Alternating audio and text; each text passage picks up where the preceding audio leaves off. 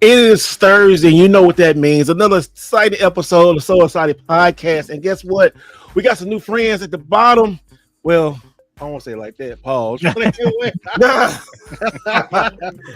Out the gate. I know, right? And every time I start, I look at the feed over here and I gotta just anyway. But y'all, what's up? It's Thursday. We got a lot of stuff to talk about. A lot of things going crazy. Xbox is going crazy. PlayStation going crazy. Nintendo sitting in the wings like, yeah, mother suckers. Y'all just wait. We got gonna drop the bomb on y'all next week or next month, not next week. Well, yeah. About what? About 2.5 more weeks. Yeah, about 2.5 more weeks. Yeah. And also tonight, if you go outside and tomorrow, the lunar eclipse, the blood moon, red moon. You playing Castlevania? It'd be a great day to play Castlevania. Oh, I was about to say, yeah, that's great to play some Symphony tonight. That's what's up. I know, right? Yeah, it'd be great. That might be the game, book club game of the week for next week. Might Castlevania Symphony Night and revisit that. But not a bad idea. Okay. Yeah, I got it. Let's first of all, I want to invite our boy. I am happy that our friends from Wild Nerd the Podcast, they always in the chat talking about. Look, I got a low. See, don't ask your elbows today. All right, nice. Look, see. Them donations are keeping those things squeaky clean. So I know, right? He squeaks when he walks now. Yes, sir. Hey, I would have got the lotion from like I said, Goodwill. I go to Goodwill so goddamn much. I would have got some from Amazon. That Nivea, boy. Oh, let me tell you something. That Nivea smells good. Yeah, Neo on the plane, he's not gonna get so scratched up now. I know. We be like, hey, when we get on a plane, like, I need a new seat I'm sitting on one side. Yeah. And also, this is the last time we flying Southwest because they charge us for bags. Oh, yeah. I heard that. Yeah, I saw that. That's ridiculous. That is crazy. Well, let's introduce, I guess, real quick from the Wild Nerdy Podcast. First up, we got Mr. Doug. Hey, I appreciate y'all letting us come on. Yeah. So, man, what you been up to? How you been? Doing good. You know, I'm breaking the news to our buddy at Old Timer Games, but I'm rocking a new PC today. Loving it. Got that Intel Arc B580 Battle Mage. That's what I'm talking about. That PC Master Race, man. Once he go back, once he go PC, he ain't going back, man. Shout out. Welcome to the club, buddy. It's got all kinds of colors. I need to put some sunglasses. Let's get that RGB going. Shit, ain't PC unless you got RPG read up. That's what's up. Yeah, man. it's looking good. And then we got our boy Key Pixel Havoc from the Wild Nerdy Podcast. How's it Look going? at all that PC stuff in the background. Look, these two guys are PC. Yeah, it's fake. It's fake. Don't worry. Yeah, I got the real thing going on over here. Yeah. You got the real stuff over there? Okay. Yeah. He's got the real stuff. Got the banner and everything? Yeah. He's got it up. Yeah, that's what's up. Yeah. So, yeah, thank you for having us so much. I just want to start out with a very small story and say that the first time I met you guys was at the Como RetroCon. Mm-hmm. I came up to Ness. And I was like, I'm a huge fan. We had just started our podcast and he was so gracious. And I said, hey, man, do you have any like tips at all for content creation? He's like, was so gracious. And he like leaned in. He's like, rule number one that they don't tell you, you got to be rich. And Wow. Oh, here we go. Great joke. Great joke start off. Wow. Number one, make sure your bank accounts are looking straight. If your credit score ain't good, man, I'm telling you right now, don't go ahead and start it. And ever since I got rich, we have been taking off. He wasn't wrong. I might start collecting Neo Geo now. Dude, the disrespect. Tiberius to show up in my house. You know what? That was a good setup. That was good. I was leaning in like, what do you say? Bro, Ness can't go 1 week without having been throwing. I'm getting got crazy, every week, bro. And also to that rich ass video he put out today. Guess what? I paid $8,000 for the Wolves. I'm marking the Wolves. I know, right? Yeah, I know. But no, all seriousness, he did not say that for everybody out there. He actually said consistency is key, but that is so boring compared to the myth of him being rich. So, I had to fan the fires. So we're happy to be here. Thank you guys. Yeah, thank you very much. We're happy to have you. And then our resident, we gonna get right to my resident rich man on the podcast. Money. What it is, happy Friday Eve. We in the house. Drink of choice is the red Solo cup. What's in that Solo cup, man? What's in that Solo cup? That's the mystery drink right there. Mystery drink. Oh, he gonna say shit a couple times today, y'all. We passed 4 minutes. We passed 3 minutes, so we can say shit. He gonna say shit, but no. Hey, yeah. Did you have a good day, Ness? Yeah, it was a good day. Well, then he's not drinking anything hard. No, okay. Yeah, I mean, normally it's like a bourbon or a whiskey. I'm like, you still got that expensive drink that it's still down there. You ain't drunk on none of it, did you? Is that the $200 one? Yeah, the $200 one. Yeah, he's gonna wait for you to come over so you take the paint off. Hey, my special occasion, so yeah, I don't blame him. Dude, when I do come back over there, I'm going to stop at McDonald's, get me a Coke to wash that shit down. Oh, that's right. You said he wanted a mixer nest, didn't you say that? Yeah, he wanted a mixer for that. Yeah.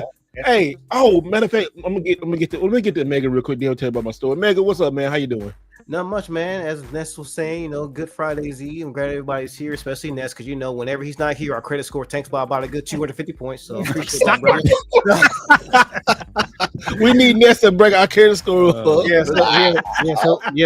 we in there, man. Like, glad to have y'all aboard, man. Excited to be here. Hey, speaking of that, some shit just fell off my credit score. I was like, I would look up, I'm like, oh, this fell off your credit score. I was like, finally. That was like an old Verizon bill that I had like in 2012. So like, damn, it was. Why did it follow you so long? What the? What? Oh, he fell out. Yeah. He said he dropped. How much? Oh no, I'm out of here. See, they're detecting that fake background. They're like, oh, I know, right? I gotta protect my credit at all costs. Hell no. No, so why I have it so long, right? I'll be in. I think it was 2014. It was 2014, but I had. No. Sorry. It was 2016. When I first got here, I said I'm gonna get Verizon because Verizon real good. So I got Verizon and stuff, and I was like, man, I want to go back to AT&T. And then them bastards try to charge me like an extra $50. So I'm not paying that stuff. That stuff makes my credit up for a little bit too. It did. I said forget it. I just forgot about it. But then it fell off. I'm like, okay. Damn, that's insane. Putting all your business out there in Front Street. I don't care about that, man. What happened I put out there that's not out there for people ain't make fun of. So watch you get a phone call. I know. Excuse me. You got like $50. Oh, we've been looking forward to getting on the phone with you, Mr. Wright. We're needing that $50 with interest. It's about $275,000 after the years that you haven't paid it. Or they're calling for a sponsorship, but they want him to pay his bill. I would tell him. I would say eat a dick. Oh man. All right. Like they had that whole elaborate setup. They give him studios. All right, Mr. Wright. We're gonna put you over here. You're gonna advertise a bill and sign here. Oh yeah, this is bill saying it was just $250,000. Sign right there, and you're good to go.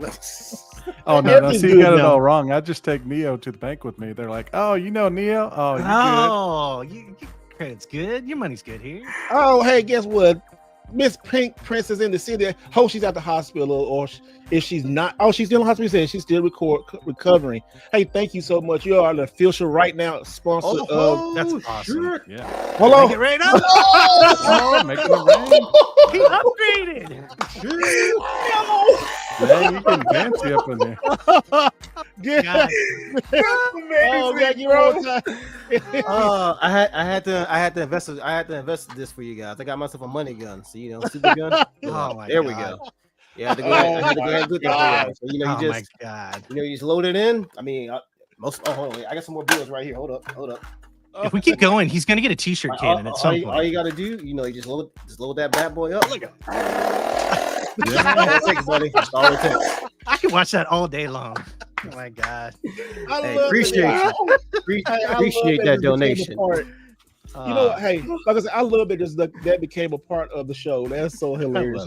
They got to, man. We gotta show them some love, bro. Cause look, she ain't gotta be spending her hard-earned money with us. She can do that somewhere else. She can go out to get herself a nice Big Mac and a nice little dinner or whatever. She's spending on us. So shout out to her, man. Shout out to you. Yeah, it was, man. Shout out, Princess. Thank you. Thank you so much. She did amazing. Like, wow, I couldn't believe that. Nice $10 super chat. So we're gonna put that in the thing. But yo, we got a lot of stuff to talk about. First, right off the bat, everybody we saw on the thumbnail is I'm sorry, I can't even get it out because it's too funny. Xbox and this handheld. What is going on with this handheld? Oh my goodness. I know our resident second big money on here of A Omega. I know he got a little something to say. So, man, what's going on with this Xbox stuff, dude? What's happening? I was hoping y'all tell me, man, like, cause I knew about it for a good like 3 or 4 months that they was doing something handheld related, and then they finally came up with the news that they finally dipping their toe into the handheld like PC or semi PC gaming market with this so-called Xbox. But then as Steve put in the group message, the one thing that it doesn't do, which should be the core thing it does, is play Xbox games, and they don't do that. So apparently it's a handheld PC that's made by Xbox that don't play Xbox games. I'm like, that's the most backwards ass design philosophy I ever heard of. It's like, yeah, let me get this Xbox system or this Xbox handheld that don't play Xbox games. So now you just stuck with either getting honestly, you're better off getting a ROG Ally or a Steam Deck at this point, because that was the main selling point of it, was to play Xbox games on the go. You can't even do that, bro. I don't know what Uncle Phil's going. I don't know what's going on right now in Uncle Phil's head right now, but this ain't fresh right now. He ain't the prince, so I don't. What's so crazy about it, right, is that Asus is supposedly, now what we talking about, guys, this is just speculation, but as we've seen in the past, when speculation like this hits, sometimes it's usually correct, especially like on the Xbox stuff, because they dive for wins. It's like 2 steps forward, 2 steps back. Xbox don't have no opposites to track. It's bad. I just don't understand that. Like, why would you get this?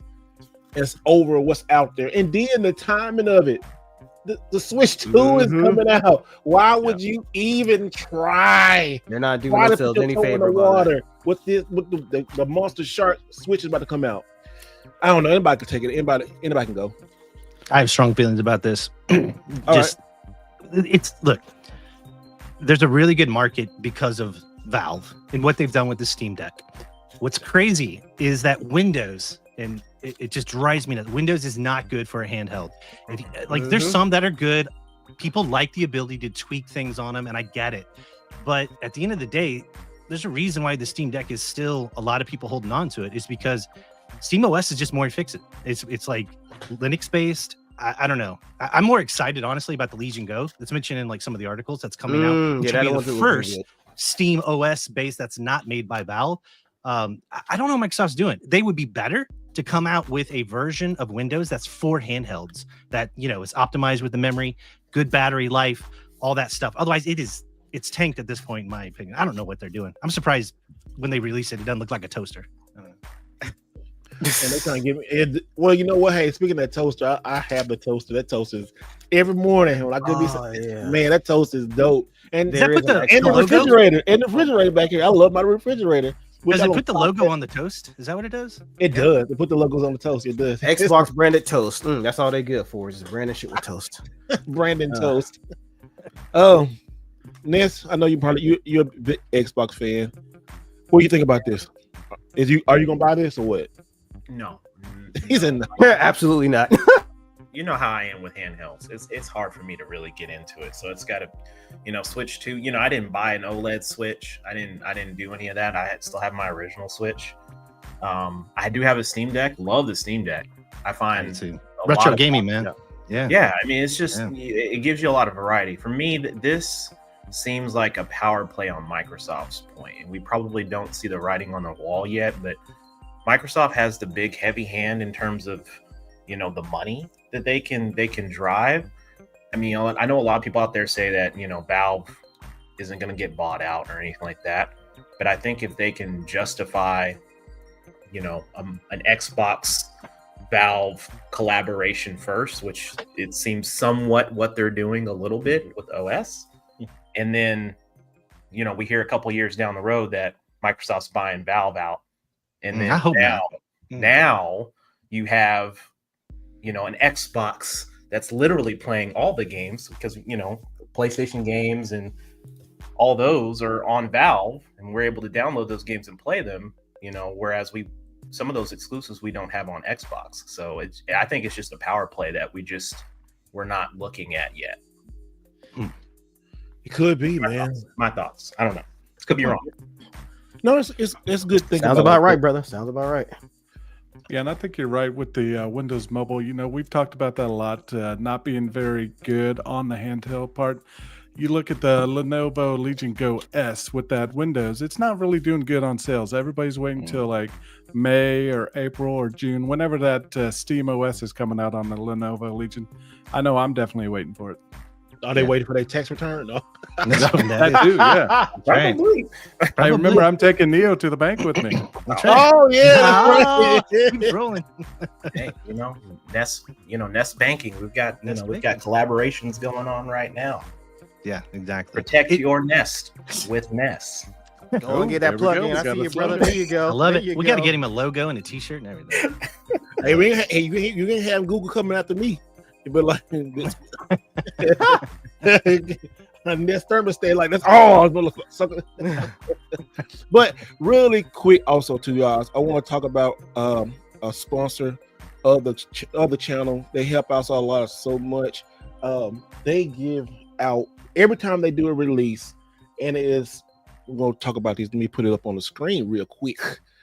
It is Retro Fighters. Retro Fighters. Ooh, They've got shout a out, shout brand new Dreamcast controller. You wired 6-button controller for the Switch and the PC, and it is $49.99. Or out. PC, say my magic Dreamcast. words. Oh Yes. my god, you had me. at or 4 Dreamcast. payments with $12 from Zip. And hey, I admit I done some Zip a couple times, but but hey, it is pretty good. I got it like right here.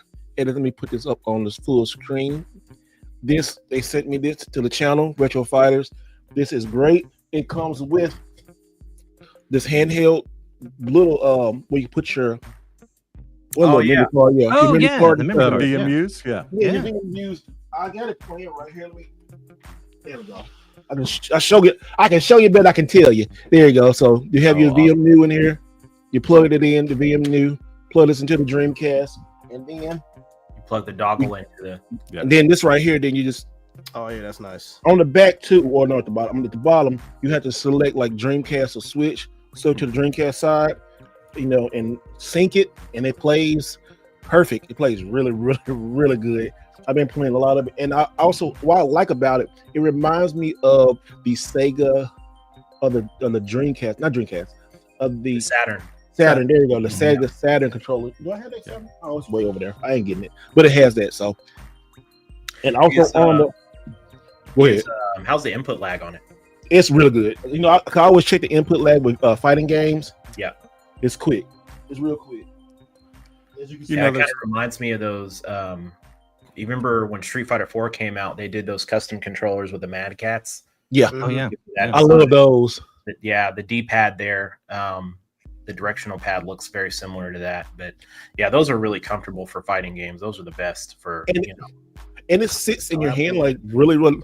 Let me put it big screen. If you're listening to the podcast on Spotify or Apple Music, make sure you watch the video on YouTube. But definitely when you put this in your hand, it's really, really comfortable. I got a video up. I think I did put a video up on it with this and the Switch. It's a short I put up with it, but y'all, it doesn't dig in your palm.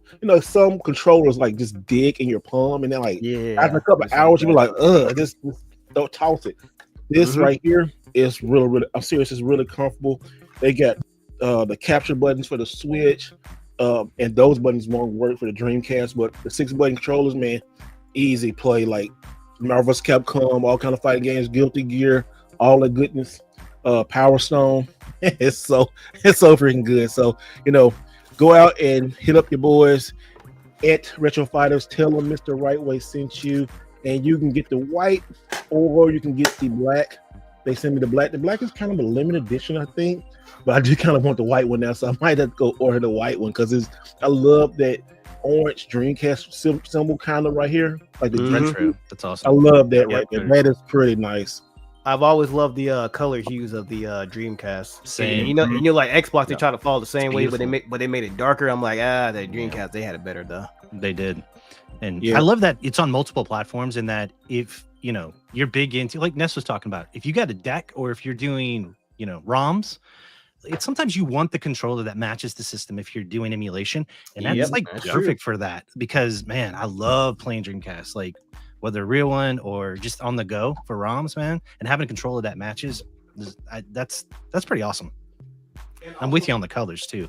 I love the colors of the Dreamcast. Got to coordinate. And That's right. And if also, guys, if you don't want wireless, I've had this for a while. They do have the wired controller Oh, sweet. of the I was just Dreamcast. gonna talk about that, yeah. So So the wired one, no input lag, had to worry about all that kind of Oh stuff. wow. So it got 2 spaces for, just like the Dreamcast controller. Yeah. And this right here, I got this Got the like rumble pack, last year. right? Yeah, the rumble pack. Yeah. And oh my gosh, oh my goodness, you talking about like I wish the Dreamcast was like this, but compared to the Dreamcast, same way. Because what I don't like about the Dreamcast original controller, the original analog stick, it's like a hard shell plastic. I hated that. It got uncomfortable. Oh, I hated that. It Yeah, did. come on, it kept slipping off. I'm like, dog, what is this? Like, I so can't. It's very hard to go back to that. Oh wow, look at that. Yeah. And Yeah. this Yeah, is hon- Yeah, honestly, the retro fighters. I would tear my hands up on fighting games with that controller. yeah. That controller was what forced me to learn how to play on arcade sticks. Yep, I was same always way. a controller Did guy you do the for- arcade sticks with the Dreamcast? Yeah. Yeah. I had the Dreamcast arcade stick. That was like by far. Was the it good? best I never of all used time. one. It was It good. was amazing. It was Mm. amazing. God, Dreamcast is such a good system. It's so Yeah, underrated. that's- yeah. We Yeah. talking Oh, about look at that. thank you, retro fighters, but hey, right Still here, got a PMU And there's spot, mod adapters for you to use that on PC too. So Yeah. if you still got It's- one of those, it's That really is by far the best licensed arcade stick out of any console that I can think of. Like, Oh, I mean, you've that's got awesome. a lot of aftermarket stuff. Hori Yeah. makes a lot of great fighting sticks, but that Dreamcast fight stick is amazing. That's cool. oh, and I got it free. I got it free at GameStop.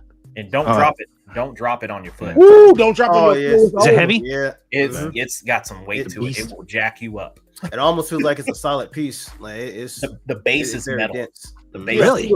yeah, So it's not plastic. yeah. Look at That's a metal shell Oh, right my there. Gosh. That's metal.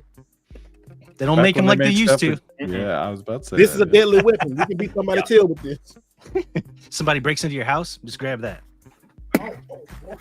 It's like, motherfucker, did you just hit me with the Dreamcast arcade stick? I sure did. Do you see how the characters unlock with the Marvel's Capcom 2? No.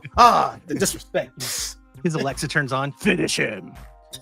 Well, but thank you so much, Retro Fighters, for always sponsoring the channel, sending out controllers whenever y'all release new stuff. They got a new controller coming out next week, I think. Go on their Twitter. I think it's going to be next week. They say something's coming out, so they always have some. I wake up and like, oh, they sent me a new controller. I can't wait what it is, and I'm like, oh, this one I was like, I recently got the what was it? It hasn't come in yet, but the Retro Fighters GameCube Pro Battler. That's the one I got coming in. The new Battle Pro. That looks really.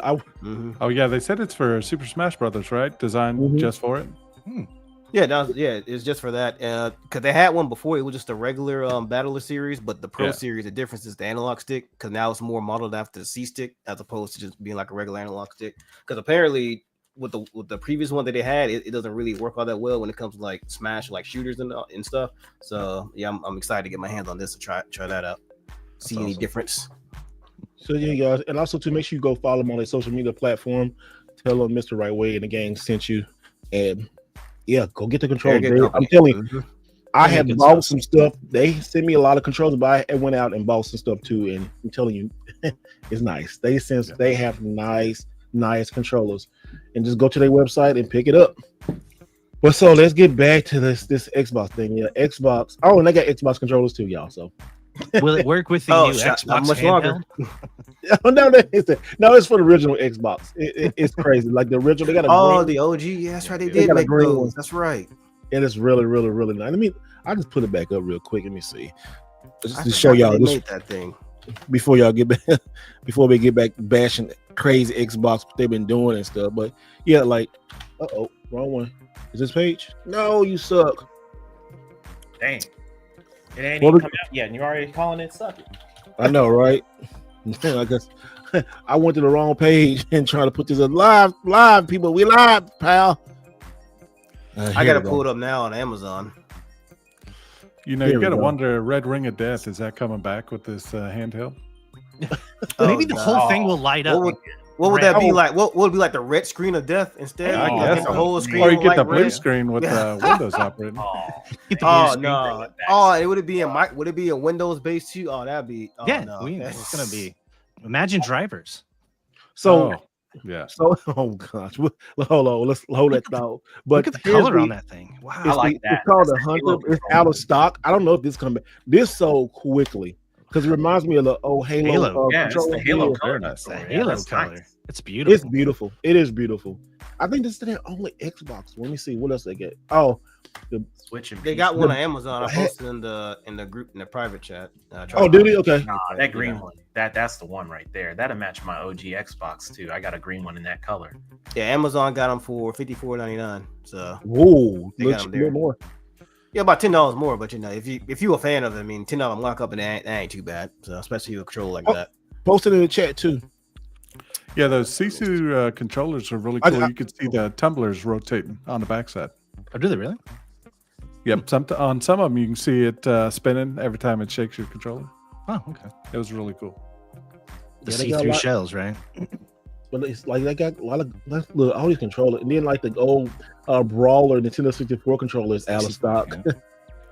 That Brawler was nice, and see they got so many great controllers. I like that they had the GameCube one up there too. Yeah, Yeah, this- right. Yeah, away that's the one that I had. The purple one, the blade. That Yeah. one was pretty decent, but I didn't like the symmetric analog sticks, so I ended up returning mine. here's a new one, the new Battle Pro. Yep. Oh, they got a that's the new one. That's the one that I got coming in. Oh, that's the offset one. That you prefer that, Mhm. Neo? Oh, Yeah, okay. that's the one I prefer. Yeah, because I really like the GameCube's original controller, so I wanted Yeah. to try to get as close as possible. So that's the one That makes sense. closely resembles this house. Oh boy. And they got Anyway. PC and Mac controllers. Well, most of these go on PC and Mac too. Like the Man. new PlayStation one they had. Oh, I have the 8-bit DOA. I have that one. No, I actually have. Is that for PS3? The first one, the one that was up top, the one that was white. The This one right here? Yeah. Yo, the one to the left, the one in the middle. Is that for PS3 Oh, okay, or this is one. that for? No, this is PS3 and PC. It's Oh, for okay. PS3, PS4, PC. And I think I got that one over there somewhere. Yeah, I got have. this one. I have that one too, but it's actually it's the exact same one. But it's black though. Okay, I knew it looked familiar. Yeah. The exact same one. Okay. So if Make you good need stuff. so guys, if you need controllers and if you're listening, go to retrofighters.com, check out their stuff, follow them. Now let's get back to talking about this crazy Xbox handheld that we don't know if it's coming out or not. Now, if it does come out, and I saw in the comments somebody said, why you say it's DOA? I just think it's DOA because, man, if they release that around the same time with Switch, even this year sales are going to tank. Nobody. You have to question the timing. The hardcore of the hardcore, and Asus. I dealt with Asus in the past, and they products don't hold up that well like they used to. I don't like Asus products. It depends on what you're buying from them. Like The laptop. Okay, I'm sorry. I'll speak on their laptops from back in the day. I can't they speak to weren't their good new back then. product. The new. they've gotten better. They got They have. I've Yeah. had many of their PC monitors for a couple of Yeah. years. I actually They've have two monitors right now. Yeah.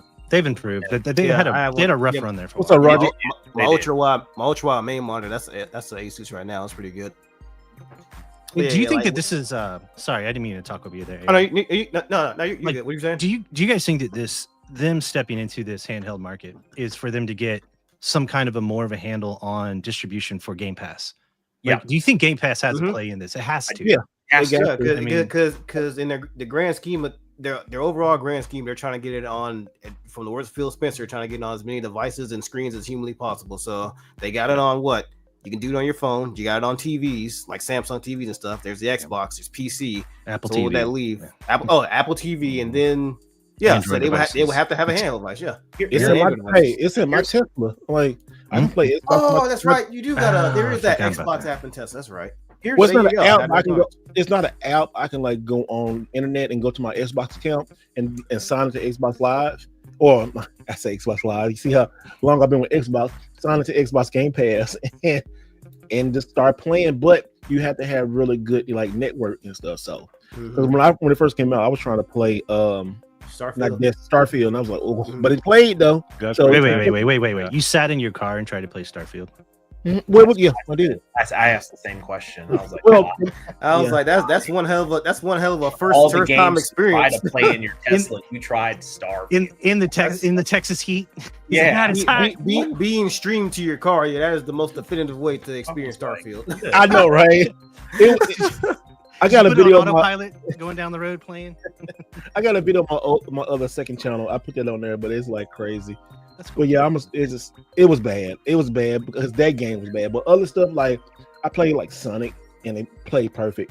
But yeah, I know that game was. I hope so. Yeah, you can't play Sonic. Yeah, right. Your Tesla, something's bad. Hold on. I mean, you might need a refund on that. Putting it through the paces with Starfield for sure. You said what now? You was putting it through its paces with Starfield. I mean, that's why I told you. Xbox with Starfield for our. I mean, if we was playing at home, we was putting it through its paces. Like, That's true. yeah. I don't think that pace was supposed to look like that. The S series struggled with it. Yeah, man.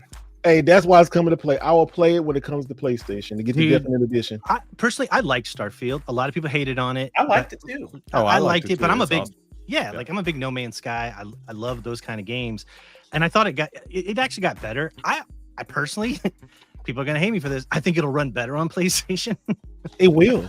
So, this generation PlayStation. Now the next generation Xbox come out, it's definitely gonna run good, but we'll talk about that later. The thing about the handheld that I mean, the information that we're hearing right now is kind of counterproductive on Microsoft's hands. I mean, like if you're saying that you can play an Xbox or you can play your Xbox games anywhere on anything and everything, and then you release a handheld where you can't play your library, it kind of leaves us like, what are we doing again? Like, did we talk to marketing about this before we released anything? Like, I think again that for them to really get the hold on, like for me, if you said I have Game Pass on the go on a handheld, then I'm leaning a little bit closer to that because you've got a massive library of games that you can play. Right? A lot of games that you own. You got a lot of games. I mean, but like if you've got Game Pass Ultimate, you've got access to all those unless they're blocking you from that. Like, why am I spending money on that handheld if I can't get access to Game Pass if I already have it? Unless you're saying like, well, you have Game Pass, but you have Game Pass for the console. You can do Game Pass for your PC. You can do Game Pass for the handheld now. Like, I get it, but you can do Game Pass on like the current Legion Go, the Windows space one. You can do it. You can make it work on the Steam Deck too. Exactly. That running wine. To that very point, if they're saying you can't do it, someone's going to be like, well, here's a backhaul way to be able to do that. Yeah. Probably the same way they're doing it on Steam Deck. Remember how Sony got flayed for the Portal because they're like, remember you could only play it at your house. Steve, you and I talked about this. This was the reason why I bought one. Yeah. But then when they opened it up, it's a little different though. Yeah. Did you hear the new thing about the Portal 2? That they're beta testing like PlayStation, like PS1 games and stuff? Oh, that'd be awesome. Are you serious? To be able to a remote play on the Portal? Yeah. That would be that'd be pretty good. Oh man, that'd be awesome. That's true. My biggest issue with Portal is just the fact you still gotta stream everything to it. Like you can't go anywhere with it. I'll never be in the camp of you can take all your PlayStation games and go. I was like, man, but I gotta be within like how many feet are within a certain amount of distance from like a router or whatever, and they have constant internet access. And the moment that thing trips, gone. So well, you know what? To that, I get that. That is the most logical like defense against that. Like. I did hook up my Portal to my phone, and it was okay. It was okay. I did too. I've had good luck with it. I had good stuff, like, oh, okay. And just to play a little play session, I was like, oh, this is dope. Yeah, and it's like what you're playing. What were you playing, Steve? Like, you don't want to do Doom Eternal, right? Like something fast. Like I played. I had Street Fighter 6. It downloaded and I played it, and I was like, oh, that's got some speed to it. Yeah. Okay. That's fair. But then it's so weird too, because when I did that testing Marvel vs. Capcom and I was in the house on my own network, that shit was slowing down. I was like, what? So it's like it's always the internet, What'd you say, Ness? You would have thought you would have got that on Street Fighter 6, not Marvel vs. Capcom 2. Yeah, because like Street Fighter 6 is infinitely more demanding than a collection of it's like 6 or 7 old games. So that's weird. Crazy. But it's the internet. I don't know. That's why I said the Portal is one of weird devices. It's like a half step to what people really want. Vita. Because people say, like the people on new Vita. Yeah, people on new Vita. But it's I call it a super controller. That's really what it is. It's a super controller when you like somebody, using TV. Well, let me break out this and play this while I'm doing. Or if I'm watching wrestling or something, I got that. Because I don't want to turn it, do split screen. there we go. It's pretty cool. I think what I like about it the most is literally just a dual sense control. Oh, Video Games Monthly. What is up? Hey, Video Games Monthly, y'all. Nice. They are great. They sponsored the stuff on the channel before we gave away games. These guys are freaking amazing. And also, if you meet the guy who runs Video Games Monthly, my dude is amazing. How you always have a good time. You see Video Games Monthly at your if you go to a convention this year, they're there stopping and say, "Hey, Mr. Rightway said that y'all giving out something free, and he'll give you something."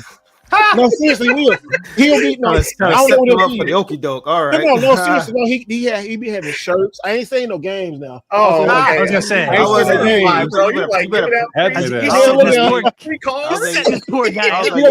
You gotta put a hyphen in preferences. Oh, hold on, I'm not giving away games. So. And that's how he went out of business. No, he got great. They get straight shirts. They get like stickers and all kind of stuff. Like he said, we will see things. Awesome. We will. No, he said we will. Thanks. No, he do. They would give out like I got some video game monthly shirts, and we both like wrestling. He had made like a kind of a wrestling T-shirt. It was pretty good. Seriously, guys, sign up for like a month or so, and they won't give you no sports games. If you can go online and you can check what games you already have. So before they send something out, they'll check your list. You won't get a lot of crappy sports games. You get some good stuff. This is a good way to like get some fillers, or like you like surprise boxes or something. Try for 2 months and see how you like it. Because some people I ain't like it. You ain't giving enough time, and also too, you probably go to the website and fill all the stuff out. So make sure Video Games Monthly. Listen on it. If you're listening on Apple Music or Spotify, watch it on YouTube. Go check them out. Go follow them. They are freaking amazing. Good to see them in the chat. But yeah, what we talk about? Somebody said, "Damn, no free games." Hey, man. He's like, "Oh, rats! Why'd you have to say that?" Free games. He give you a free free Madden 17 now. He'll give you like one of those little fig pins, a free fig pin that's like an imitation of a game. There you go. You can pretend it's a real game. Let's get back to Xbox, man. The Xbox stuff is like, who's speaking on before I interrupt everybody with getting excited, seeing the Video Games Monthly, and also coming from X. Oh yeah, I did see that. Yeah, I see the comment where it had the marketing right next to X. Okay, I see that. That's what's up. See, the marketing. Whenever somebody shows up, that shows where they're from. X folks come in, Twitter. Mm-hmm. Well, you guys have cross-platform. That's amazing. I love it. Nice. Wow. That's we'll see you to next convention. Can't wait to see you next convention, man. Hope we run into each other and stuff. Oh, that's right. I remember. Lost my train of thought. But in terms of this new handheld, I wonder is it only handheld or does it have the ability to dock like that? That's what I'm interested in. Do you need it though? It would be nice to have. I won't lie. Like it would be nice to have. Wow. I mean, if you got AUG Rally, why would you want it? Yeah, ROG. Yeah. Yeah, RG. Why would you want one of these? If you got that, you got a Steam Deck. Steam Deck can dock. And also too, you getting the Switch too, and you got a Series X.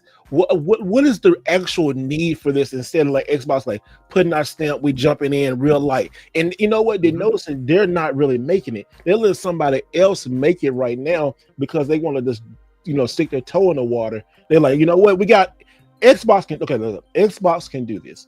Microsoft has the money to fail with this.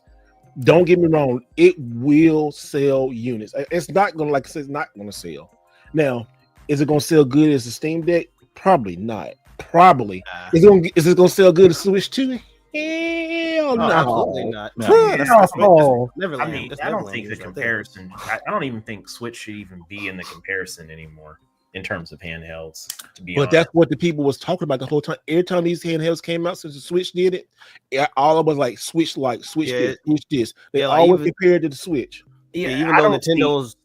Go ahead. I was like, even though Nintendo's always in their own lane, there's always going to be that constant back and forth comparison. Because like, if it wasn't for the Switch, we wouldn't be having the ROG Ally, the Legion, the Steam Portal. Deck. Yeah, the Steam. Yeah, we wouldn't have any of this stuff. So there's always going to be that direct correlation between the two. So, I think if we didn't have the Wii U, because the Wii U kind of started this, or you can even say, you know what, we can really go say the reinvention of the cell phone. I mean, the smartphone, the iPhone. It really kind of almost you can go if you want to take it that way. But is gaming handhelds or gaming? You can look at Nintendo with the Switch. I mean, Wii U, which I always say the Wii U was funding for the Switch, so it was a beta test for the Switch. I would say it's little funding they can get because I think that thing capped out at what, like 12 or 15 million. So they said, yeah, we need to take this out to the backyard and yeller it very fast because this generation can't end set fast enough. We hurting. Do they have any specs on this right now, or is it just all like it's all hearsay. Just There's not a lot of details on it. Just speculation right now. Okay. So we don't know screen sizes and performance and all that stuff. I mean, if ROG is doing it, then we're probably in the wheelhouse of somewhere around that. Maybe it's like a ROG 2.5 or a 2.0 version in our Xbox shell. Really, the operating system is what I'm more interested in knowing what it's going to run like. Is it going to just run like an Xbox, just handheld version that you can go on the go? But to that point, though, you can play certain things offline on your Steam Deck. Mm-hmm. So, is this going to require a internet connection? How are you going to play certain games?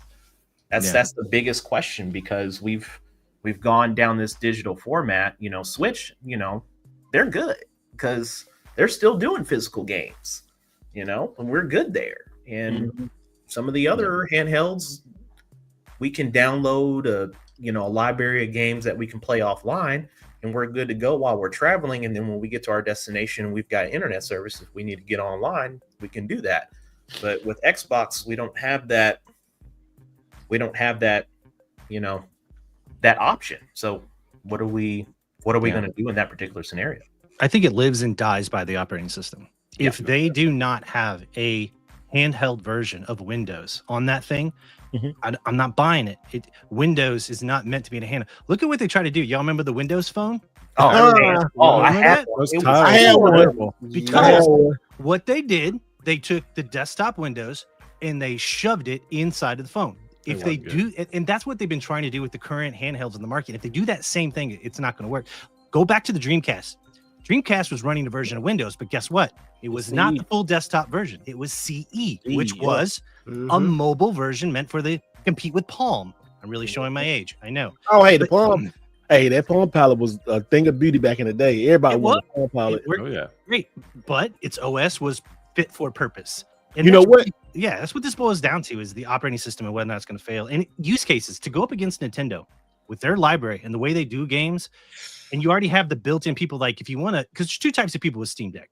They want to play their AAA on the go locally, like Ness said, or you got people like me. I have like 5,000 ROMs that I have on the darn thing. And it's a perfect emulation machine on the go. And so, I don't know. Keith, you were saying like going against Nintendo. What are they doing? Yeah. No, I'm not saying no. I'm saying if anybody has to go up against Nintendo, right? They have to go up against the Switch, the regular Switch, the Switch 2, then they still got to go through a backlog of over 12,000 Switch games. Mostly probably 11,000 of those going to pay 12,091. Because it's backwards. It's going to be backwards compatible. That's your point, right? Okay. But like that's combined. That's combined digital and physical. That's a good point, though. You're right, because when the Switch 2 launches, you got backwards compatibility they're competing against. You are right. It's not just the Switch 2. How can you and then the biggest thing the Switch and Switch 2 gonna have, the one thing that both Microsoft and Sony lacking nowadays, they got damn exclusives. Like all these Xbox games. I'm looking at PC Game Pass right now. All this shit is either gonna be on my it's gonna be on my PC, my PS5. Hell, I'm pretty sure it's gonna be on my Switch too. So it's like, like, I mean, like, what am I getting this for? Like, if all these things that are honestly meant to be played on specific hardware, especially like if it's going to be like exclusive hardware and it's just everywhere, but Nintendo got the one thing that's a trump above everybody else. I mean, it's a done deal, man. Like that's what we really play these systems for. Having multiple systems is because there's games on each specific one that's only there. But if you ain't got that, I mean, like I said, you just Steam Deck. This also, begs the question too, like, we need to see, and although while we have all these great games coming out, give or take, we need to see more games offline.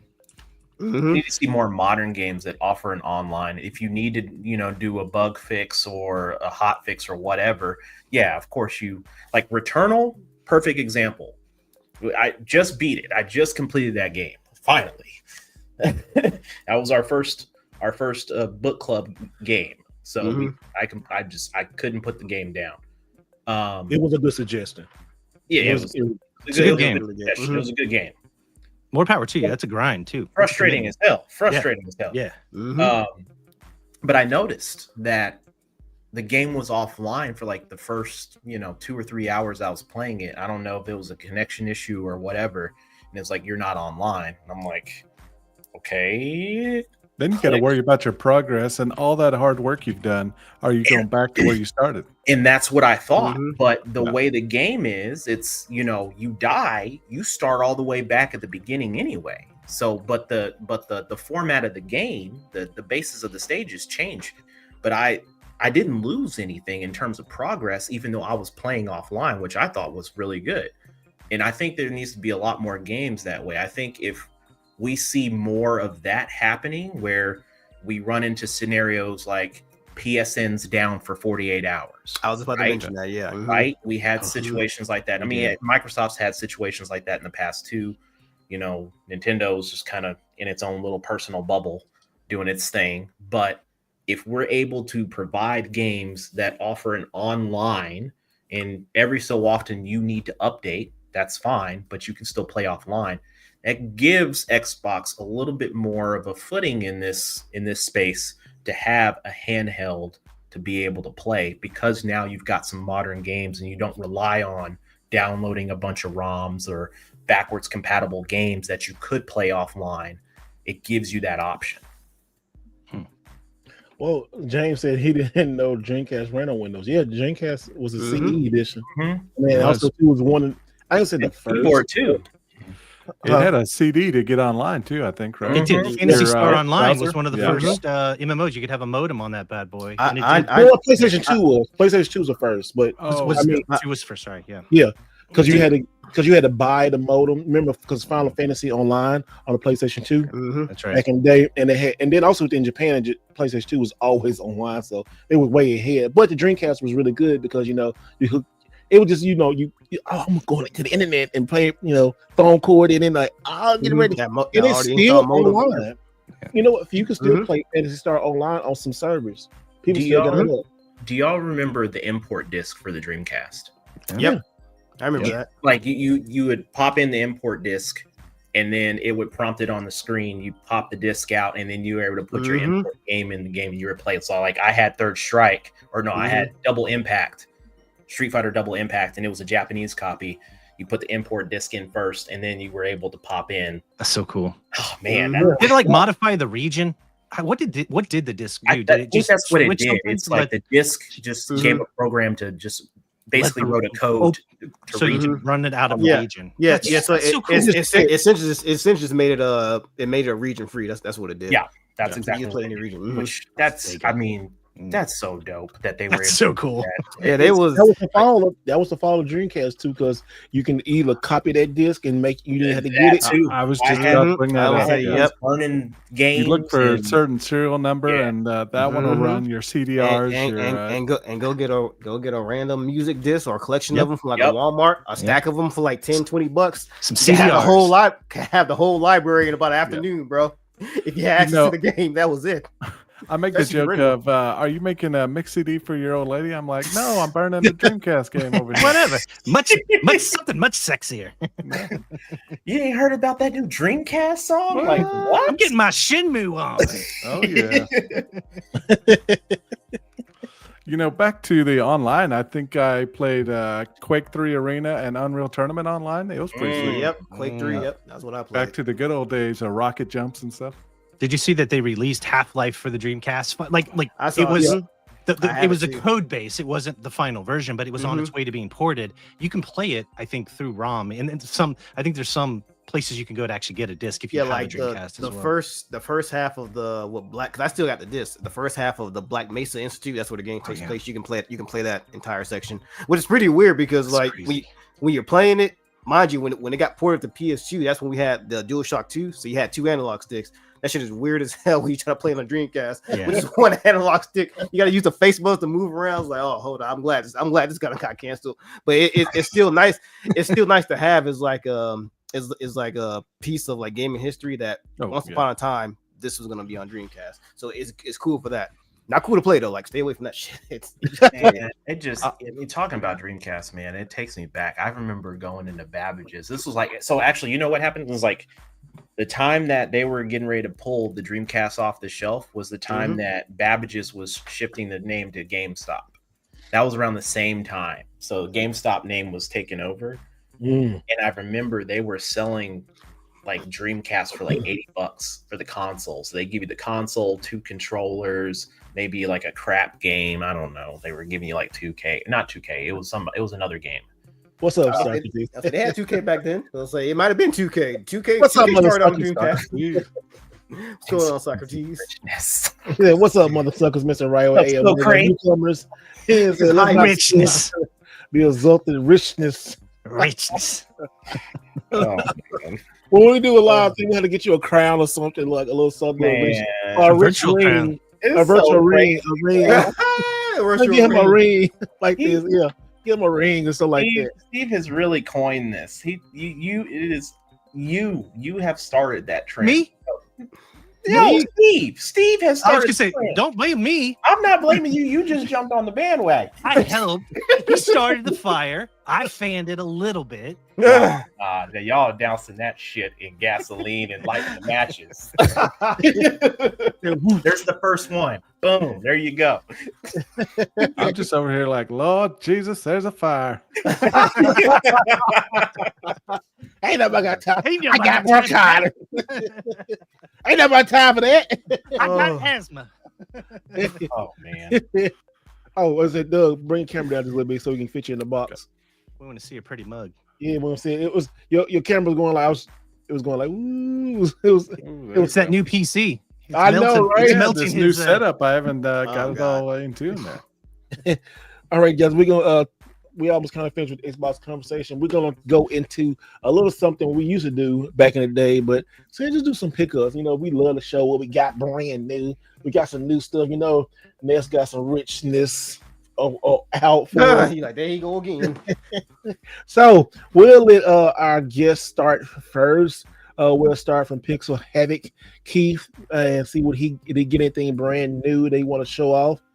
So for me, it's not like anything that I can physically show. Okay. But you know, I'm big on a lot of digital games, you know, and so I recently had picked up, just because I wanted to go back through and play them, but they had a special on Steam and I wanted to play it on my Steam Deck, believe it or not, but it was the entire pack of Resident Evil. We're talking all the way from beginning to end.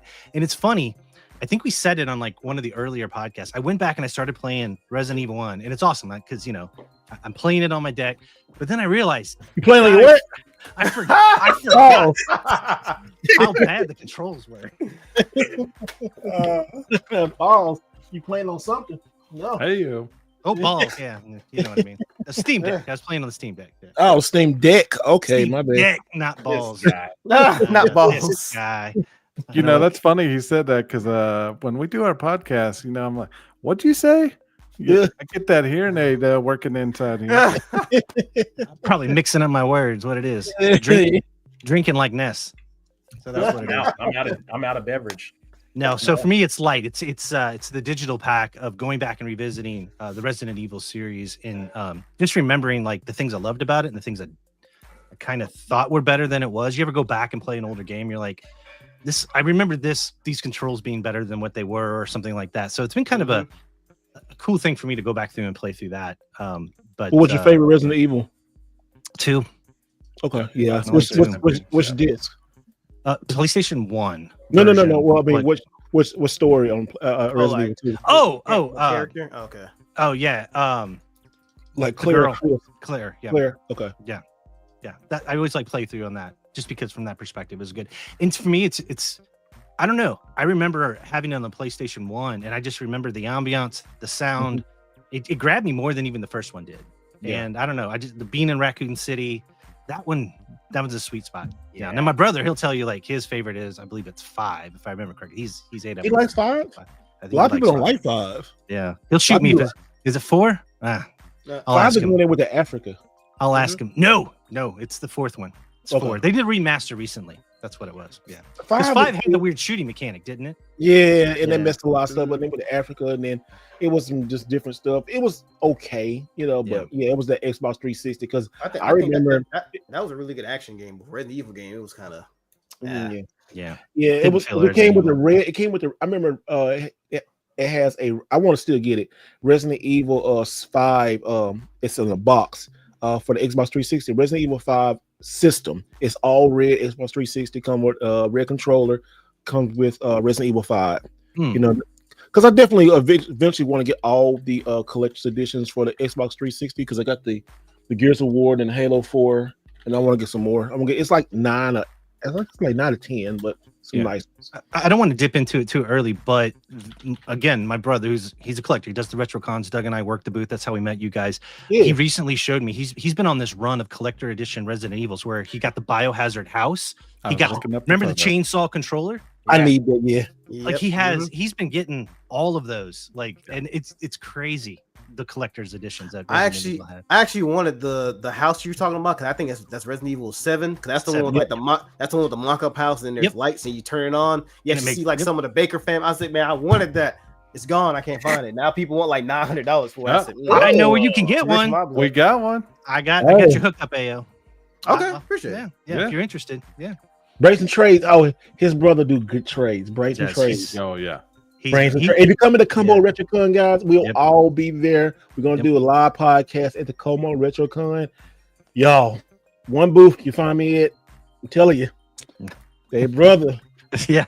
Oh, old timer games. Yeah. Yep. He's like you. He's like you, right way in that he loves the catch and release. He loves the hunt. So he amasses all of this and then gives it he's not one of these guys that like to collect and mark up super high because he's not in it for that. Yeah. And so he's got such a volume and rotate and he does a really good job. So hey, if you're interested, let me know. I'll hook you up. I might bring that white Wii U with me and get him. I got that steel tray and some stuff. I'm holding my trays back for that show. I just remember you and Retro Bear digging through the bin there. And shake their heads. Those we're like, dudes were wilding out, man. I was. How many of y'all told a story about that? We got the good doc in the house. What's up, guys? Celebration bitches. I'm sorry. I have been running ragged. I have been running ragged. No, it's like I had to go. So this is completely off topic. I apologize for commandeering the 2 seconds. But anyway, there was a recall on all the Demon 170s, and so I had to go and get my. We got the real rich one in here. I'm sorry, we got the real rich one. But I had to get the real rich one. Yeah, all 16 spark plugs changed, and it took multiple 2.5, 3 hours before they finally got it all done. But we finally got it all squared away. And my goodness! Oh my goodness! Wait! 16 spark plugs? Damn. Yeah, two per cylinder. Which vehicle? The Demon 170. Oh, nice. Yeah. Hey, is that the one that you had? Smile. He was like, oh, okay, then. Yeah, no, I know. That's nice. Hey, Alex, is that the one that red? Did you have that one? No, that's my other Demon. That's the 2018. Do you still have the first one that you bought? Yeah, that's the Charger Hellcat. Yeah, I've got. Let me see. How many Hellcats do I have now? Because I remember you said, how many Hellcats do I have now? Y'all can't talk about me no more. Why y'all think I put these guys around me? Because I want their richness too. You want to rub off on you? Yeah, I need. You gotta surround yourself with people who are better than you. You got to. I don't never want to be the smartest person in the room. So, Gamer MD, when you play Gran Turismo, do you rebuild your car in there or it's like that? It's kind of funny, right? So yeah. I mean, what's funny is I drive more like Forza Horizon. So when I rebuild the cars, I do it more kind of in that because I drive a little bit more arcadey than simi. So no, that's totally fair. But yes, I 100% do. Awesome. If you go look in my, you look at all the liveries and just kind of how I have my garage set up. Every vehicle that I actually own is also built. Dr. Dollars. That's awesome. Dr. Dollars.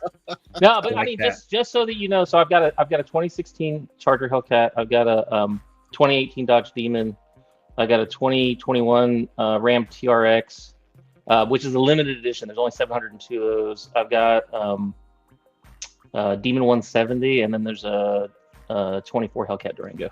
God, That's five. You got a new king, Ness. You've been dethroned. I'm good with that. I'm perfectly good with that. I was like, the second he counted past 2, I was up. Yeah, that's a wrap. Yeah, I know, right? Get the Hey, money gun. hey, you see why he bought more than one collector's edition? We'll talk about that later on. Oh my gosh. Well, I mean, man, that's the whole entire thing. You know, it's like people were like, "Oh, you collect cars? What kind of cars do you collect?" Well, it's like I'm a Mopar guy, and it's like American muscle, and you know that's my jam. And it's just been like one of those things where I'm super big into all that. And When you got to deliver a baby, you want to do it at 3 He's there quick.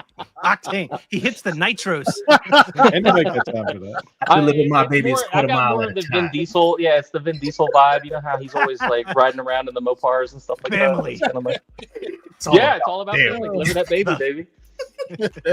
So Alex, man, what do you think about? We were talking about this in the chat, and I did not know that when I woke up this morning and I saw that when I posted to the group, I said, "Oh, yo, ass, I already talked about it." But what do you think about this Xbox handheld thing by AC? So okay, I think that it's a missed opportunity. I think that if it was bespoke hardware that played Xbox games natively, that would have been awesome. That would have been like one of the Agree. coolest, things that they could have done. Yeah. I think that what they're doing is they are tipping their hand as to what the future holds, right? So we're in a scenario where Microsoft is going to be looking at third parties to be able to brand their hardware with like Xbox, badging and stuff like that. And that's exactly what's going to happen because Asus is apparently the build partner for this, which means it's going to be a modified version of the ROG Ally. And I'm like, okay, well, I have a ROG Ally. So what is differentiating this other than the branding? And it's nothing. It's nothing. So, it's going to have more of an Xbox ergonomic feel. Like it'll feel, the sides of the device will have like Xbox-like controllers with the placement of the buttons and, D-pad and the thumbsticks and everything. I'm like, okay, whatever. But I mean, they've got other handheld PCs that are coming out in the market that are going to be more powerful than that. And yes, there's going to be a price differential of maybe like $200. But I mean, like, who are you selling that to? You're not selling it to some dude who's not going to be buying kind of on the higher end of handhelds if they're looking at handheld PCs. They want to have more RAM. They want to have a faster processor. So coming with a budget handheld, I think is stupid. If you do what Sony did, which is like, hey, look, this is not a native game player.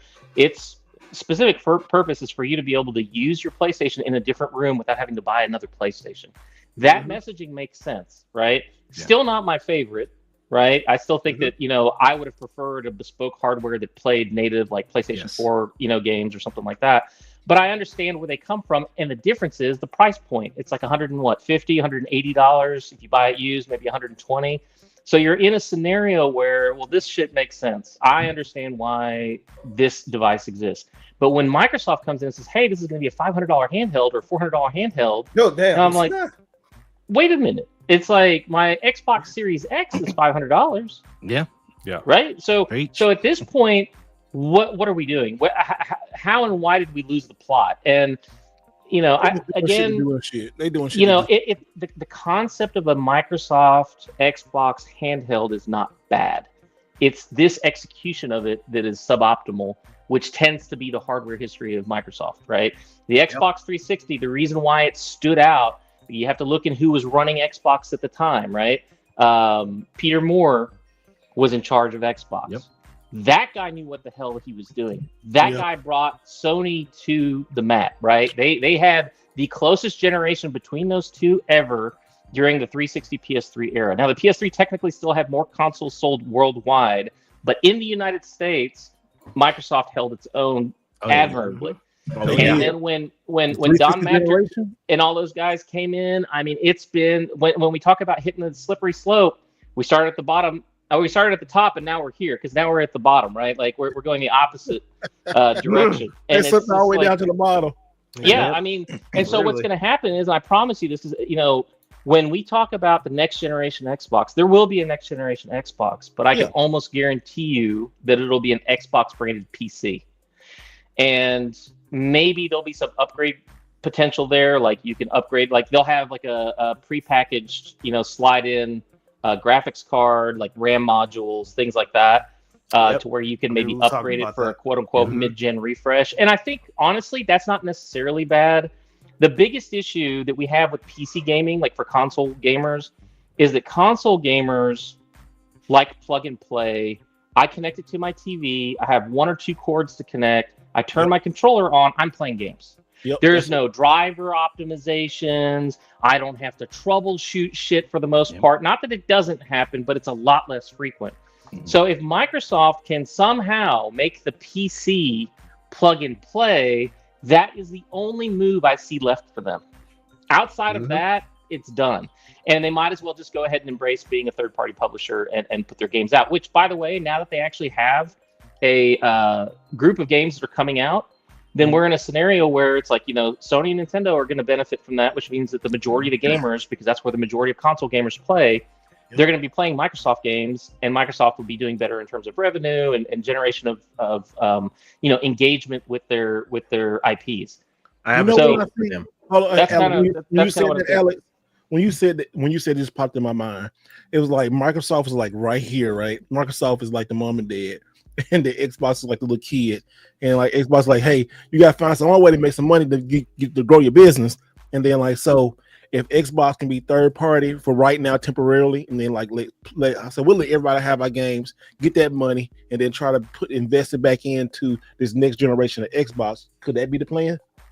Well, I think that we're getting conflicting messaging, and I think that's because within Microsoft itself, there's a lot of conflict. I think that there is a group of diehard people within the Xbox branch who want to have consoles and they want to compete against, Sony and Nintendo. And then I think that there's more on the corporate side who are much more like, well, why are we not just doing software? Because that's what we're best at. And we do operating systems, and we do productivity software, and we do, cloud-based platforms. That's where we're really at. And Satya Nadella, that's where his background is. His background is cloud. That's why Microsoft is so big in cloud, because that was the direction that the industry was moving. And he was smart, and he capitalized, and he turned the company into a multi-trillion-dollar company. Hats off to Satya.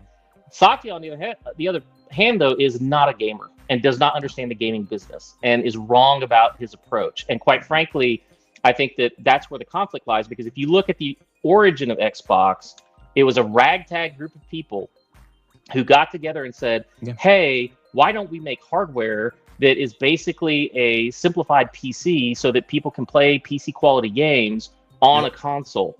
That was the original concept. They had to fight tooth and nail, and they went behind the backs of a lot of high up people with a lot of arguments. Go watch the documentaries. And they snuck it in at the last minute, and somehow, some way, they were able to do it because they finally got Bill Gates to see the wisdom of what they were doing. Problem is, all of those people are gone. There's not a single OG amongst them for the most part. There may be like 1 or 2 that are somewhere, but I mean, I think most of them have retired, taken their hundreds of millions of dollars, and are sitting on an island in the Turks and Caicos or something like that, right? So we're at the point now where Microsoft has got an identity crisis. They need to either decide, hey, we're going to become software publisher only, or we're going to double down or triple down and actually get into the hardware thing. I think they tried that, but maybe half-heartedly with the Xbox Series X and S. And I think now they're at the point, because remember, Sarah Bond came and said, oh, the next Xbox is going to be the most powerful Xbox that we've ever made. It'll be a generational leap, blah, blah, blah. But where has that rhetoric gone? We have not heard another word spoken about that. Where is Sarah Bond now? I haven't seen hide nor hair of her. Right, that's a good point. We ain't seen her in a good minute. And I mean, she's the CEO of Xbox, correct? But Phil Spencer's still out there talking his politicking. So to me, that tells me there is a drop off between the chief executive and the person who's in charge of the entire Xbox division. There's not good communication. We have people that are at Xbox that are legacy, like Matt Booty. I think Matt Booty is a toxic piece of shit, does not need to be at Xbox anymore. We need to get rid of him, retire him early, maybe get some new blood. Because the way he sees things, the way he does things is obviously, not adding up the way that it should.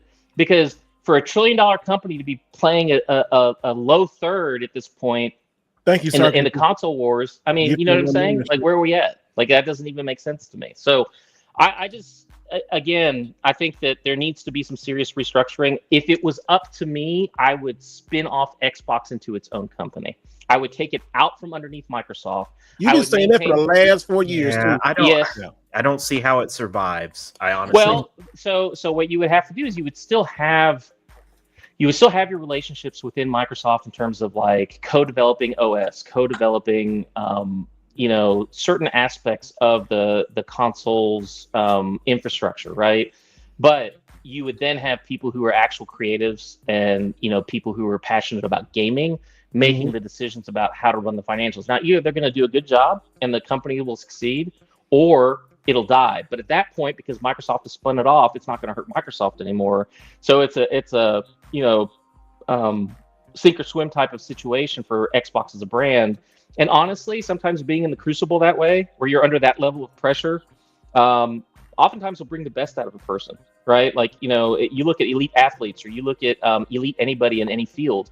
They've run the gauntlet to be able to get to that point. So this is their point of proof. It's like, what you're supposed to do. You have access to the entire industry. I mean, Sony developers versus like Xbox developers versus Nintendo developers. Yes, there's some differences, but ultimately a lot of those people cross-pollinate and travel between platforms and things like that, because there's only a finite number of software developers, software engineers, artists, and everything else within the industry. And if you look at senior people, they usually have been to more than one organization, gaming company, or something like that throughout their tenure. So in this particular instance, they have the ability to recruit and access almost anybody in the industry, except for some of the ultra big wigs. Like, you're never going to Miyamoto-san to like come over to Microsoft. That'll never happen. But I mean, or Kojima-san. But these are visionary. They almost got Kojima. They got. Well, I think Sony was pissed. That's why they almost got him, because he was pissed off. Because Sony and Kojima, it's like everybody fighting for Kojima. Like, Kojima, like, I just want to make crazy movies, y'all. Well, I mean, Kojima's doing exactly what he wants to do, and more power to him, and I respect that. You look at Death Stranding and the soon-to-be released Death Stranding 2. These are games that, if it didn't have his name on it, right? Oh, would yeah, it have done? Would it have done hype? for Would it have done? I don't think so. Little baby in a mason jar was freaking me out. Yeah, people were now like, it's toddler. Yeah, it's a toddler now with a gun. It's awesome. I don't know if she really has a gun, but whatever. But I mean, at the end of the day, it's like he was at the right time, right place throughout his career between Metal Gear and all that stuff to where he is today. More power to him. God bless him. I hope he has a long, productive life. I love it when we see creatives get to become their own bosses, right? Like, that's awesome. But ultimately, I don't see where there's enough talent within the industry to be able to do something different. And we had this conversation, I think, the last time, where it was like, look, AAA has gotten so bloated and so big, and people are like, oh, I want these AAA titles all the time. And I'm like, I don't know about y'all, but my gaming and my time is ultra precious. So I don't always have the ability to get through every single title that comes out, even if I want to, right? Like, the hustle is real, and I've got other things, I've got other irons in the fire, and I'm constantly working. There's never a time I don't work, right? And so it's like, when I take a break to be able to come and do something like this, or like, visit and then play games or have some downtime, I mean, I want to, suck the marrow out of it. I want it to be the best possible experience I have. You know what I'm saying? He said, "Oh, I can't." But hey, and here's the other part of it, right? Like, you look at. I think that, again, because AAAs are so big, the future really lies in the AAs and these slightly smaller studios. Indie, yep. Yeah, and they're indie-ish, right? Like, they're indie-ish, bigger than there's not like 3 people in a basement working on it. They have it's a like team of 30. Devolver is a good one, right? Absolutely. And I mean, just look at the new game. What is it? The obscure game that's coming out. Clear Obscure 33, whatever. Expedition 33. Yes, that game is made by a team of, I think, like 15 or 20 people out of like Montpellier. They're like somewhere in southern France doing this, right? And I'm like, that's awesome, because this is a game that everybody who's played review copies of it has absolutely just loved it. And I'm like, it's got cool graphics. It's kind of like if somebody took a 2D old school isometric RPG, and then converted aspects of it into a 3D, like fully rendered whatever, but it still played as turn-based and all that stuff. And I'm like, see, this is an idea that if you went to a big publisher, they'd be like, oh no, we're not going to do that. We don't understand the market. Who would want to buy that? Yeah. These guys are like, you know what? Screw you. We're going to do our own thing and make our own game. And it's like, that's exactly what they're doing. And now the hype is real. And I can't wait. You know, what's a new game just came out by that guy? Joseph Ferris, Split Fiction. Split Fiction. It's huge right now. And he went back.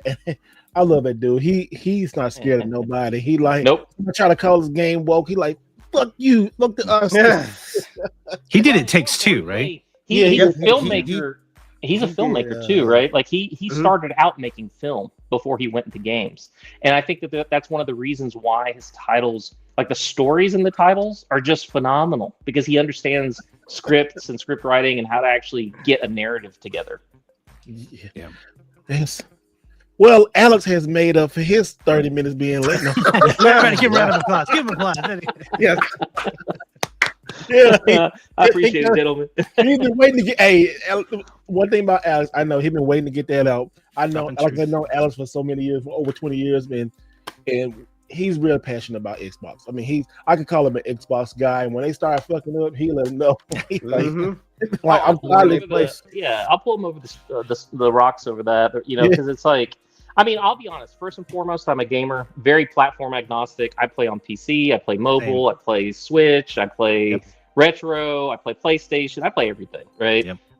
But I mean, I've been invested in, the Microsoft ecosystem for, generations at this point, right? Like between the original Xbox till the Xbox Series X, and I've got, thousands of titles that I've purchased over time, in my library with them. And for them to come and kind of be like, well, we're not really sure how this is all going to go, blah, blah, blah. I'm like, man, it's like at this point, you've got people who were born born after Xbox existed, and they grew up on it. You can't find some of those people to come and put some new ideas there. Bruh. Do you guys constantly have to do this corporate BS and balk at what the actual gaming public wants? Like, I think that's turning now. You know what? Because you see it is.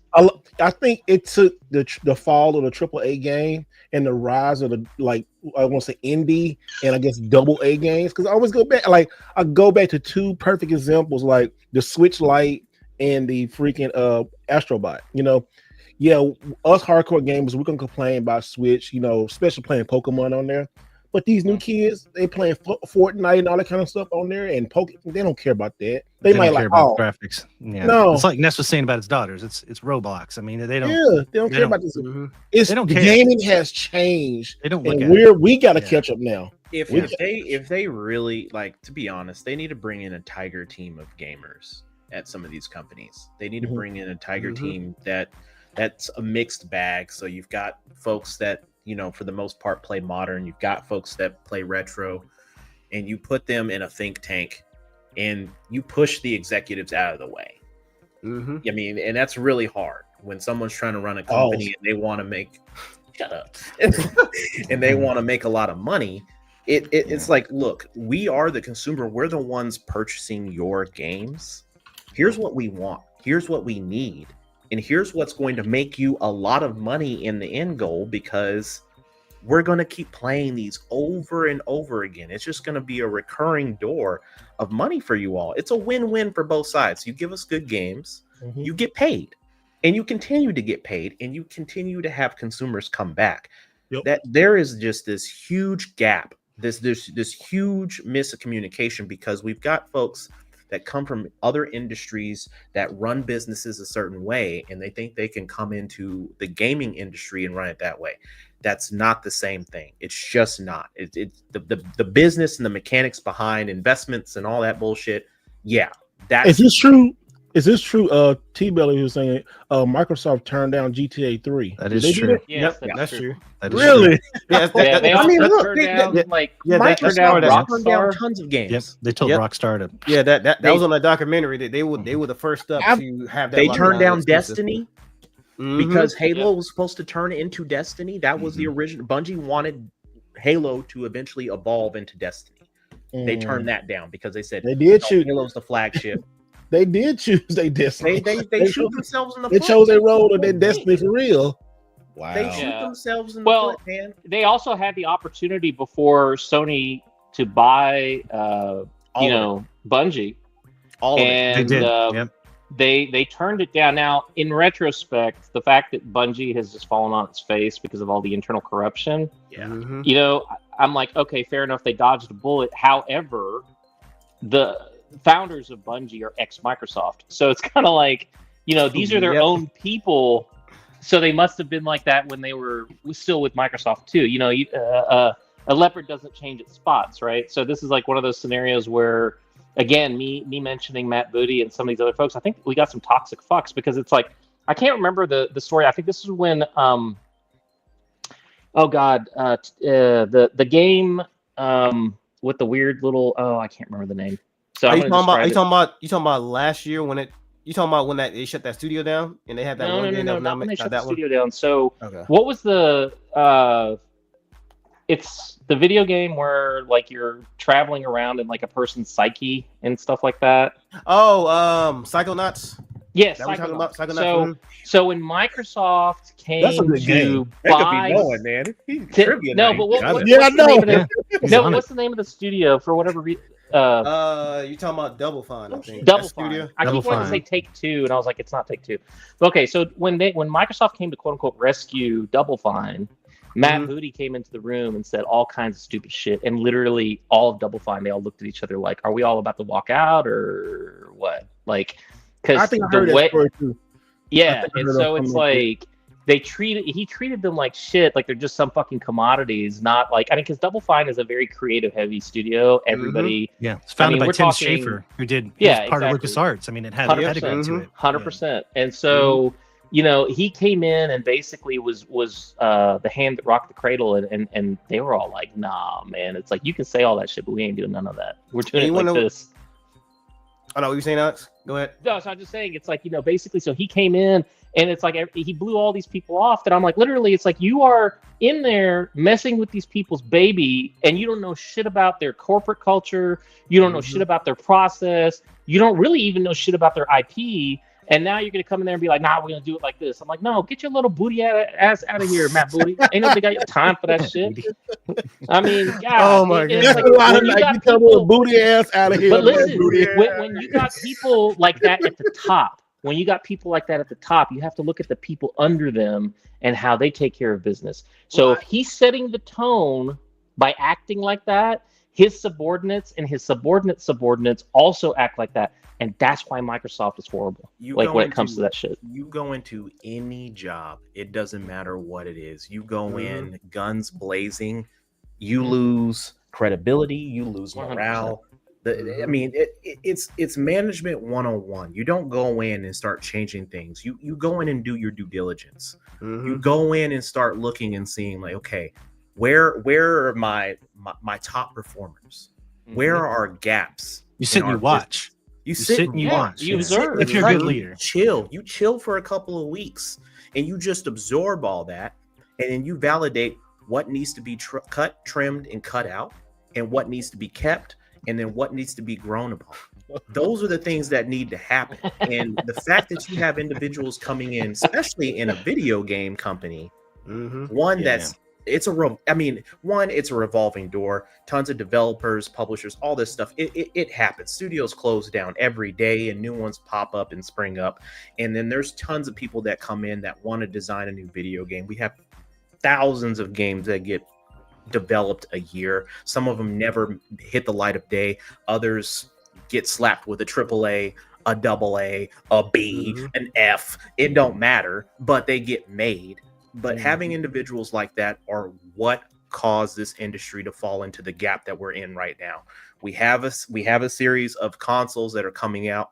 While they perform great, better than they ever could have 15, 20 years ago. This is what we were always dreaming about in terms of technology. Technology is no longer the conversation.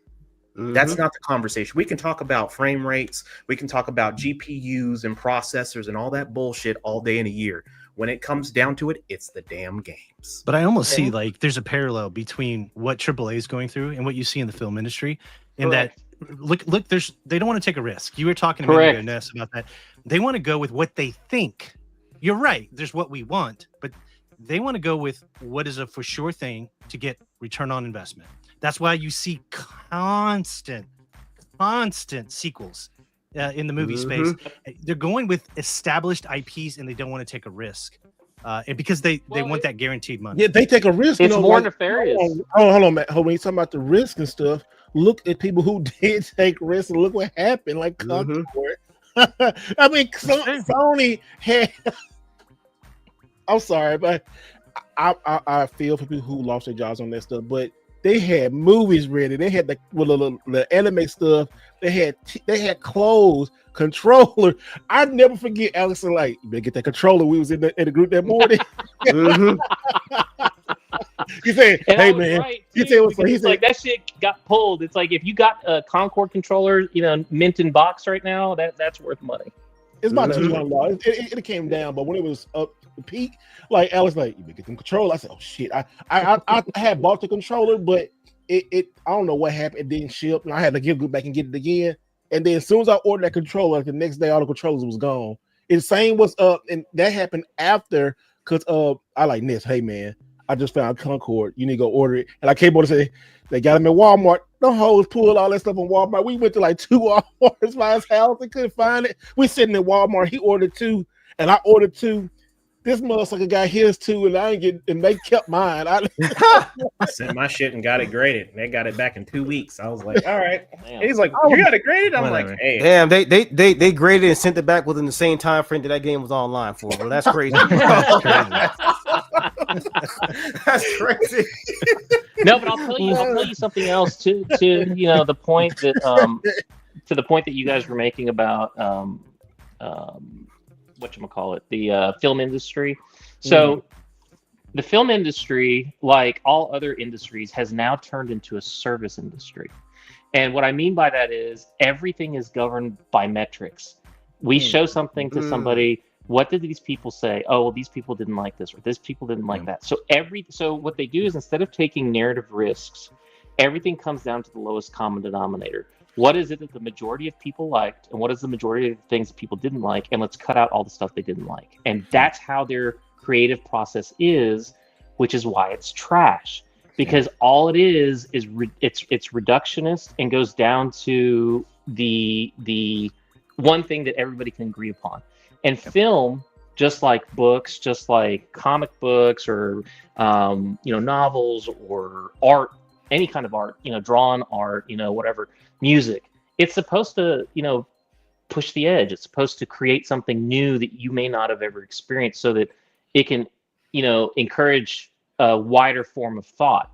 And we're going in the opposite direction. We're trying to go into that groupthink, type of scenario. And that's why these indie games are killing it. People want to make fun of, the PC gamers and stuff like that. But I would argue that PC gamers have access to many more unhindered, less filtered games, because anybody who's got a software development background can sit down and make a game. This Steam Deck right here, Steam Deck right here, it really Steam Deck. Playing on the balls. That ain't right. Or is it? But no, this really opened me up to like maybe I really might get a gaming PC one day, because I guarantee it's a lot of people who bought the Steam Deck and like, you know what, maybe I might go and buy me a PC one day. Like this right here is the gateway. Steve, what's one thing that's awesome about the Steam Deck that a lot of these other handheld PCs don't have? The user interface is very console-like. Yeah, it is. It is. Well, and the moddability of it too. Yeah. And if Xbox can do that, now damn the battery on this thing, but still, I mean, I got everything on Game Boy or Game Gear back in the day. My yeah, I know, right? Game Gear. Like I said, that thing burned my hands, I think. Dude, if I can go back and tell my 8-year-old, even 12-year-old self, I would have a device like this. It's pretty amazing. It's it's pretty amazing. Like this thing. Well, and when you dock it's actually pretty cool. I think that the docked version, like, I mean, if you look at the ROG or the ROG Ally, they apparently don't like it when you call it ROG. I'm like, whatever. It's like it's not called ROG. No, ROG? it's the Republic of Gamers, so it's ROG technically, but I call it ROG. We all call it ROG, right? Yeah. So there We is call an it ROG. external graphics card that you can connect to it and use it as a dock to your TV, and it blew my socks off. I was like, this is actually, you're able to play 4K 60 pretty easy. Granted, it's upscaled, but it's still, 60 frames a second, and you got all the modern graphics, like the ray tracing and all that kind of stuff. So it's kind of like, all right, this is actually pretty cool. Granted that the external graphics card is $2,000, but besides that, you can basically turn your handheld into a living room PC. I was seeing that. It's good, man. Like, we do have it good, but I think why we just so. And last year we talked so much about Xbox. People think I hate Xbox, which I don't. I hate their decisions. I hate their decisions. Like the 360 generation. I don't never think if you didn't live through the Xbox 360 if you did not live through the Xbox 360 generation or the PlayStation 3 generation, I mean that generation, especially the rise of the 360. It was just such a special huge time. It was especially here in the States. It was season this. I'm such a huge 360 guy. Where I started to deviate, I'm kind of like you, Gamer MD. I am a slut for playing on anything. Like I'm a master PC race guy. I love my Steam Deck. There you go. He got it this time. He got it. But on that point though, it's like once I started to see a lot of the titles in my Steam library, and then I can play them on the go. I'm looking at my Xbox. It was around PlayStation 4, like only after it matured, not the launch. It was after it started to get some options. Did I start to pivot over because I felt like I was double buying. Like I had stuff on Game Pass, but then I also had it in my Steam. So as a guy who diversifies what I play on, I just kind of felt like, well, for my living room, I'm going to lean towards PlayStation because of some of the exclusives and stuff. Otherwise, I can play on the go. And I kind of shifted over my Xbox experience after 360 because Xbox One, I had one. I just didn't play it as much. It turned you off. That keynote turned everybody off. Yeah. Well, if you think about it, though, what Microsoft has been telling us repeatedly is that everything is an Xbox. And if you are a PC gamer, you've always known that. You have. You've always known that because every one of those games has been on PC. Now, interestingly enough, if you look at the fact that Sony has decided to dip its toes into the PC gaming market by releasing their AAA titles into PC, granted they're a year, 18 months, something like that. They might need a patch. Absolutely, but here's the deal, right? PC gamers have the widest and deepest breadth of games out of any other gaming community. That's what because, like I said, you can get some QuickTime game that literally only exists in your browser. You could have the most advanced AAA What about games. mods? You see what they did on Red Dead Redemption? They take Resident Evil, the stagecoach in Red Dead Redemption, and they can turn it up to 200 miles an hour, running through the street, mowing people over. And mods alone will easily take a game that was supposed to be played once or twice and make that shit last for like 10 plus years. Look at Skyrim. There's a reason people still play. Perfect example. Witcher 3. Witcher 3, Knights of the Old Republic 2. I finally got to play that game to its completion because if you play the Xbox version, they cut out a bunch of stuff. They do. They cut out a bunch of stuff trying to rush the game. And then mods went back and found all the source code and re-added everything. It's a beautiful thing. You were talking about expression. Mods are a form of expression in art too. Whenever they open up those, they didn't get in trouble with Disney with it. Disney tried to shut them down for which one? Knights of the Old Republic when they said they found the source code and put all the stuff back out. I mean, it's on Steam. It's on Steam. Yeah, I don't think it's on Steam. They've got a couple of different version updates. Like I got to play like. Do you know Nest? Did that get released before Disney bought?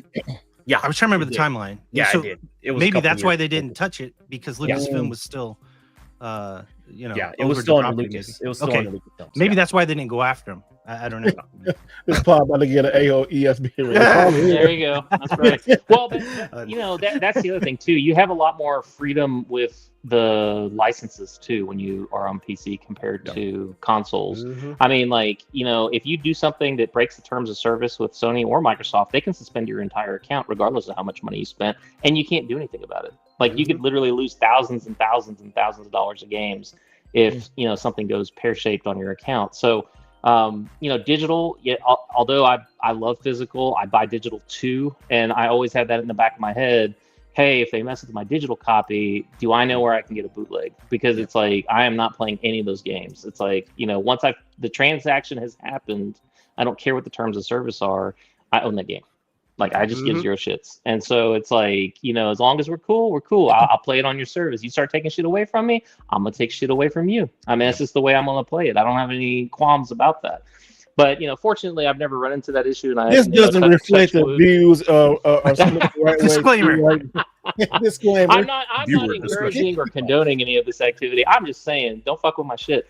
I'm the same way because I too myself do indulge in sailing the seven seas from time to time. Like depending, if you take certain stuff, if you take some stuff away from me, I mean, like, I give you my money, you take it away from me. I mean, look at what they did with Spec Ops. Look at what they did Spec Ops: The Line. I mean, that's just gone now. So it's look at just game preservation as a whole, right? Like if we left it up to the companies, I mean, there's so many games that just would disappear into the ether. They wouldn't exist, And I mean, that just happened. I mean, that's happening now on the PSP. Absolutely.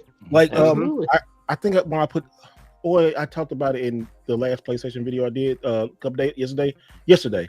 Soul Calibur 2 on Soul Calibur 2 HD Online. That game is gone.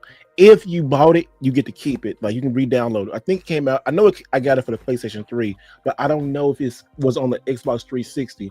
Like a lot of those games are gone. Like I was streaming PlayStation. Well, not streaming last night, but going through my PlayStation 3, and I got a lot of games.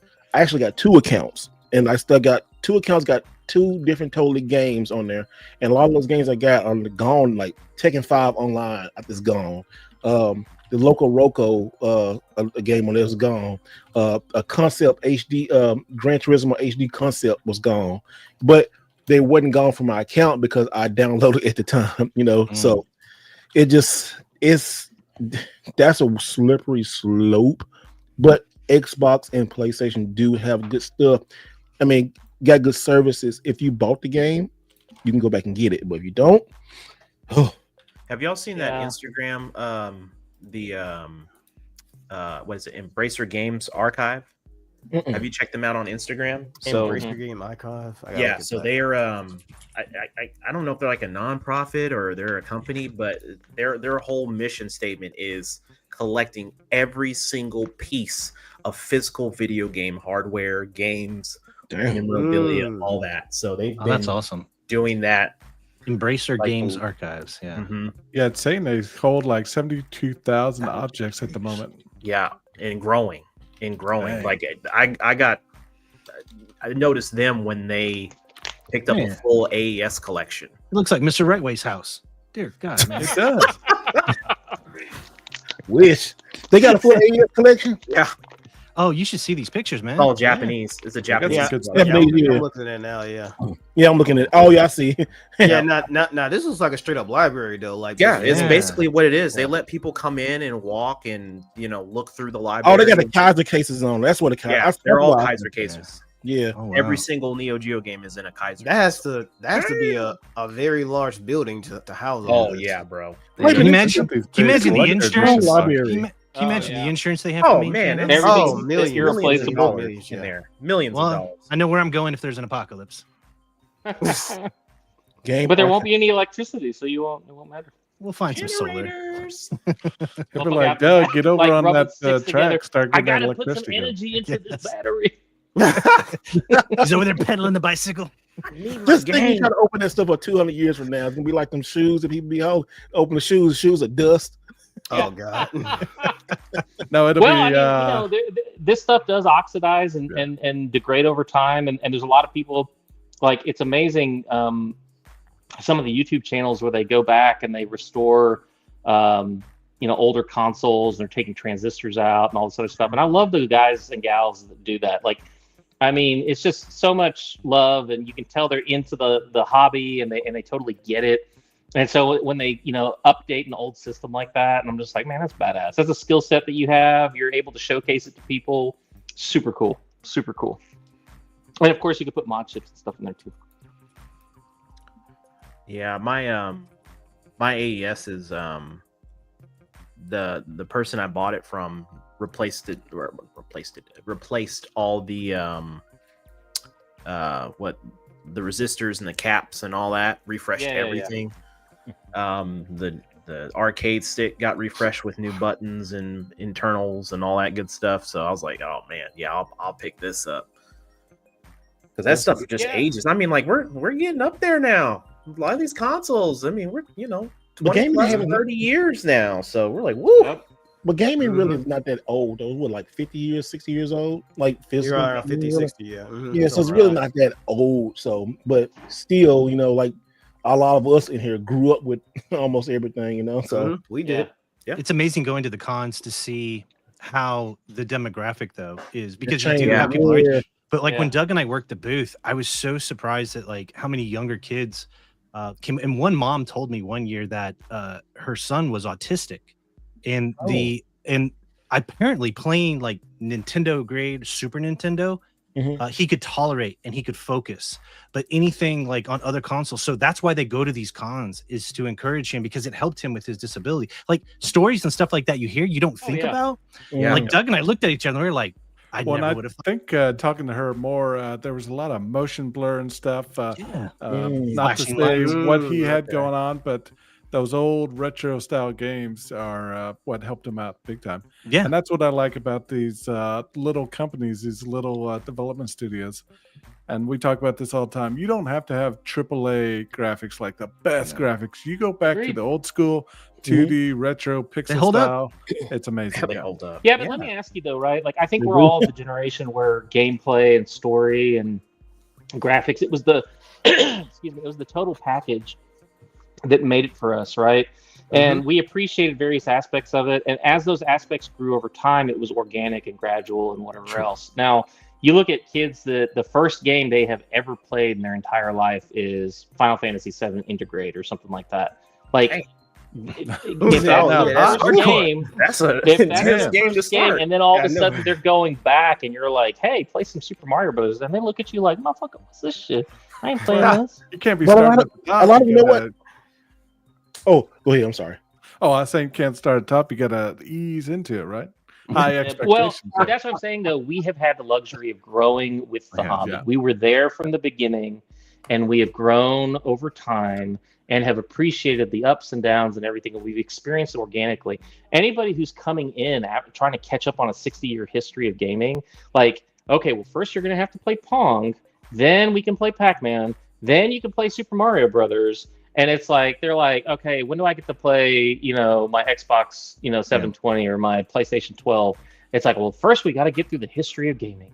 And it's like, it just doesn't work that way. It doesn't. And I remember my son, he's like, sorry to cut you off there, but like, no, you're good. He's 19 now, but when he was younger, I remember we played this like same game, especially when he was hitting adolescence, but he would skip all of the cuts, like the story. And he would be like, why are you doing that in the game? I'm like, well, they just told me about it. He would just blow through it, playing Fallout. He's like, I don't care about this. And he didn't know really what was, he did. And he told me, he's like, I don't really care about the story. I just want to run around and kill mutants, And so if he saw me doing something, he's like, how'd you know about that? I'm like, what? They explained it back at, the town. And he's like, oh, I just blew through all that. So it's funny to look at the different perspectives, because you do have a point about it growing organically with us, because we have a different view of that. So yeah. Well, I mean, if you just look at the social media generation, they have the attention span of a gnat. And it's like, if it takes more than 5 seconds to do something, and that's why there's such a rift in like what's considered a good game. It's like, oh, I don't understand how you play that game. And it's like, what do you mean you don't understand? There's a whole entire story, and there's like a whole entire mythos. And they're like, well, I don't want any of that shit. I just, like you said, I just want to go run and gun. And it's like, I like Minecraft. I remember this one person. This was the Game Awards. It was the Game Awards 2023. He was like, "How did Spider-Man get snubbed when it did stuff like this by Baldur's Gate 3?" Only thing he showed was that cut scene where you're fighting Sandman. It's literally just a cut scene. It really good. That part. Yeah, I was like, but it's good. Really? It's a great way to start the game, though. I mean, they did start Spider-Man 2. That was a. Yeah, I went back and I forgot about this. I really think Sucker Punch. Or Sony took a lot from Sucker Punch, because like Infamous 2, the beginning of that, oh my, it's almost just like the beginning of Spider-Man 2. Yeah, there's echoes. Yeah. Yes, it's you know what, like it is echoes. Like I look at, if you put Spider-Man and you put like Infamous Second Son together and just say, and let them play and don't say nothing people think, oh, they made the same company made them. They had the exact same kind of like mechanics and you're right. The art style is very similar too. So if you put them side by side, you would probably think they're in the same universe. So that makes sense. Do y'all feel that when you're playing a new game and it kind of just drops you in the mix? Like, I mean, you're super OP at the very beginning of the game. You're like, like this is amazing, and then you lose all of that, and it takes you all the way back to ground zero, and you have to build yourself back up to that after you got that taste for 5 minutes. Do you like that, or is it like more that. But you want the gradual feel? Yeah, I don't mind. I like that too. I prefer to work my way up. I like waking up on a deserted beach, like wearing tattered clothes, and I've got like a rock and like a seashell, and then I figure out how to become the ultimate mage badass or whatever by the end of it. And so that's me.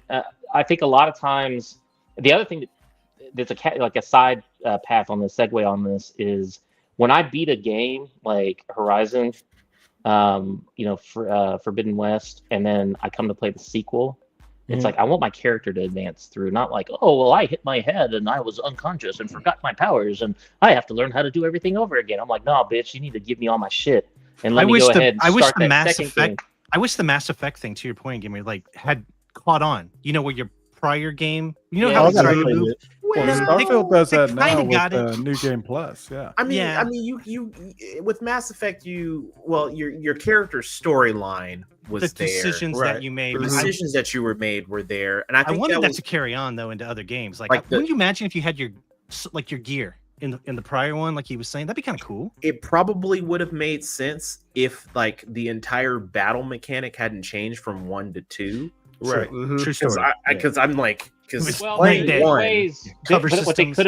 what they could have done was they could have recycled your experience into points that could be spent in blocks over time. So like when you would get 1 experience point, maybe you can spend 5 because you had gotten to level whatever in your previous play, so that it wouldn't be game breaking, but at the same time it would reward the people who played the original game and allowed them some form of fast advancement. And they could have brought the end game of like the boss battles and the set pieces in line maybe a little bit faster, so it accelerates your ability to get into the deep parts of the end game. And that's not hard. That's not easy. That's extremely hard. I am cognizant of that, but to me that's what would separate a AAA game from some of the other stuff that's out there, because you've got a team of 1,000 people making that title, or 500 people making that title. That's the type of stuff where I would be like, look, this is how we're going to push the envelope, so that there's always a good argument for a true AAA experience.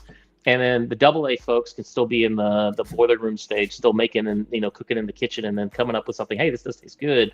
But when we do the sequel to this, we'll show you how to take it from a AA to a AAA. And it's like actually have pipelines set up like that. And I feel like somehow, some way in the mix, because of all this metrics that they go through, because they do the same shit in every industry. It's like all metrics based. Would you come back to this, retailer? What about this retailer did you not like? It's like, what can we improve? Blah, blah, blah.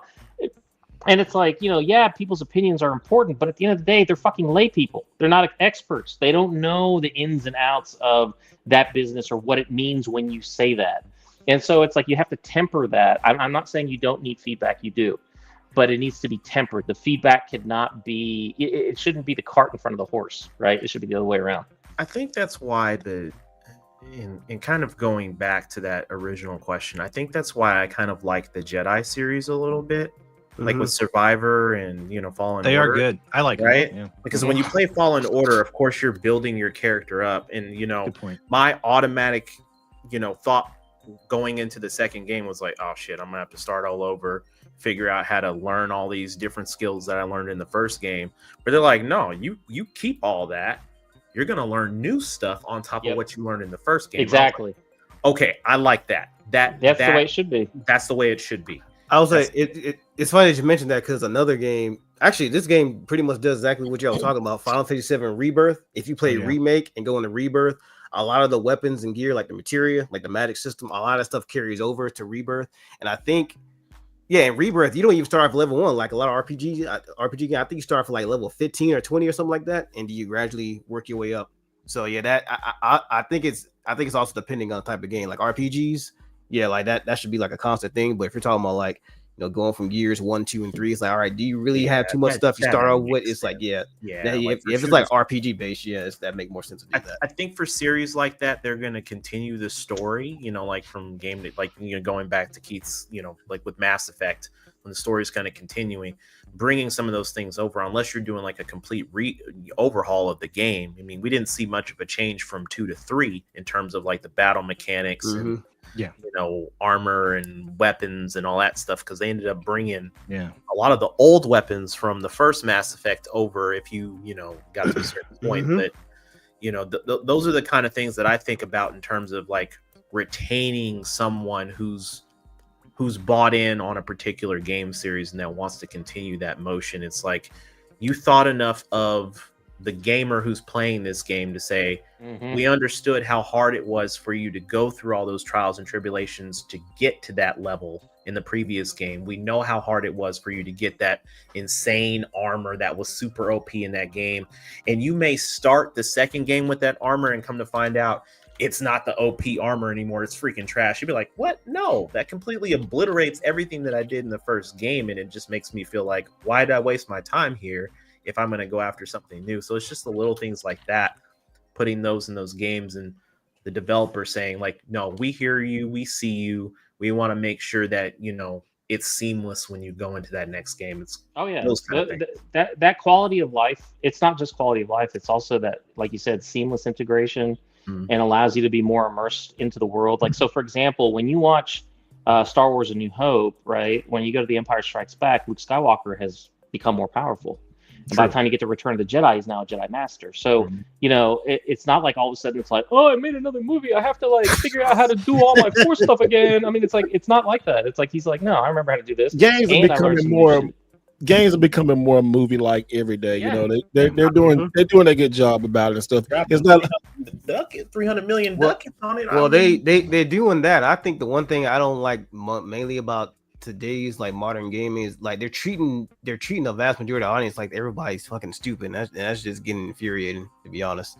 Like, like you gotta put yellow paint here, you gotta make sure all these instructions and stuff is right here. I'm like, dog, it's like you're talking to a lot of people. Well, then again, there's a lot of people who don't have reading comprehension above 10th grade level, but that's not the point. You're talking about a bunch of people who grew up in like the 80s and 90s and 2000s who have like a lot of these core principle game like stuff that we learned over the years. It's like a lot of people don't have that, like that. But you're putting us in a bucket though, because that's us. So anybody else coming in, a newer generation, they don't have that core foundation of understanding the basics, because we didn't have that. We had to call hotlines to figure out how to beat a level. Nintendo hotlines. We had to buy strategy guides. We couldn't get on YouTube and just look up a 5-minute video. If you didn't have the money, you had to go to the store and like, let me write this down real quick, or simply like get a page out, put your drawing your maps. Remember drawing maps for Zelda and like sitting out there with like a grid paper system. Oh yeah. You know, I think I got kicked out of the library at school one time, printing off like GTA cheat codes and stuff. You can't come. It's video games. Of mine. He's like, "You want the infinite cash?" I'm like, "Hell yeah!" Let me write this down for you. How you figure this out? Don't worry about it. Like, what? I printed out the entire strategy guide for Chrono Trigger when I was in like in 5th grade. I had no printer at home, so I need to beat this. I remember back in the day when I used to work at GameStop and they would penny out the game guide. Oh, I remember that. Dude, I have stacks. Like I have a library of old like game strategy guides and stuff like that. They probably all dusted now. He got like some for like I got 800 in there. Like, what's this? I mean, it's like they're all they're all in boxes and stuff, and some people are on bookshelves. Don't some people like they're starting to collect those? I know when we go to a lot of the cons, like you're seeing strategy guides everywhere now. Well, they call the Prima official, I think they're called. Yeah, they went out of business like I think almost 10 years ago. Yeah, they're starting to go up in value now. Yep. And then Nintendo Power released a bunch of them too, I think. They did. Well, and it was interesting because the Nintendo hotline, like the beauty of it was it wasn't a toll-free call, but it was just a long-distance call. Like they didn't charge you a surcharge, so you were literally talking to some dude who's got like, or dudette who's like sitting there with the game, playing it while you're playing it, and you're like, okay, where? I remember there was a game called Wrath of the Black Manta. Oh, And yeah. there was a stage, like one of the bosses, and I couldn't get past it. So it's like I called the guy, and he was like, "Try this: lay on your couch with your head upside down and play the level." And it's like I did like that one part, and I was like, "Oh yeah, I can see where everything is, and I can do." And he's like, "Yeah." I was like, "Bro, dude gave me like the cheat code without there actually being a cheat code. He just said play it this other way and change your perspective." And it would have effectively been turning your TV upside down to be able to play it. I'm just like, bro, it's like crazy. that level of stuff. I mean, it's like these kids don't know. They never had an experience with some random strangers like, hey, do this thing, and it's like all of a sudden you literally do it, and it's like immediately it works, and you can like, oh, I can finish the stage now. If you go on to YouTube, there's a behind the scenes at the Nintendo hotline where they call it, and they show this dude. And he looks, it's so funny because he looks the part. Well, to say that he looks the part. Wow. We're talking business up front, party in the back, mullet, and he does have the 3-ring binder. But when the kid calls in, you're right, he's playing it, and then he's like telling the kid what to do. But yeah, go check out those videos. It's funny to see how they used to like run that call center. Crazy. Oh, absolutely. And they had to go and beat those games. They had did. to They had to. They couldn't just be like, well, I mean, you would hear them with their controller like hitting buttons and stuff while you're doing your thing. What the crazy thing about it is like, I mean, back then, those were the upper echelon of gamers. Like for you to be able to be on a hotline and some 6 or 7 year old is calling this 1-800 number and yelling at his mom in the background, like, "Mom, I'm trying to beat this game. Call the 1-800 number in the back of the magazine." Like, oh, okay. And then dudes over there like, "Yeah, so what's going on?" I can't get past Bowser. What's up, man? Just stand on your tippy toes upside down and drink your milk. And then press A, B, up, down, down, left, right. Up, down, down. You should be good. It worked. I know. I know. He hangs up. Good day. And then they get the phone bill with like a 900 number.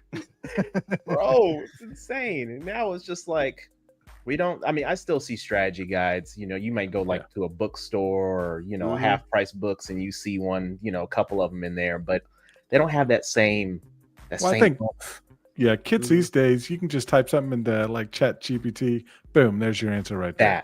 There's no searching. There's no looking at the map, looking at the problem strategy solving. guides. And that goes back to that's what you're saying about someone their tell me attention this span. answer for me. Yep. Yeah. Well, they're Chat GPTing their way out of everything, and they don't have any critical thinking skills, and they. And so is content creators.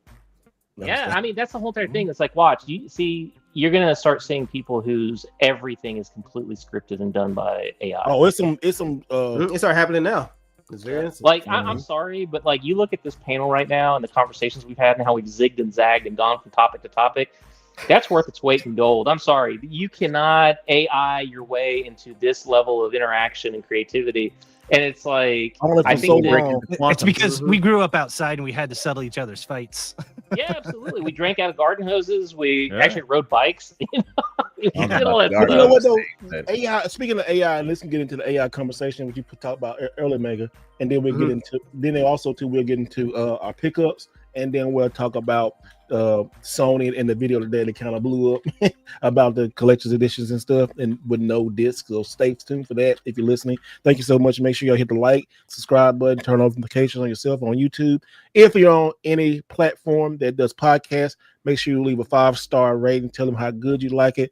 Put richness on it also too, so you know we saw it. Leave a rating, subscribe. Episodes are going up all the time, but yeah.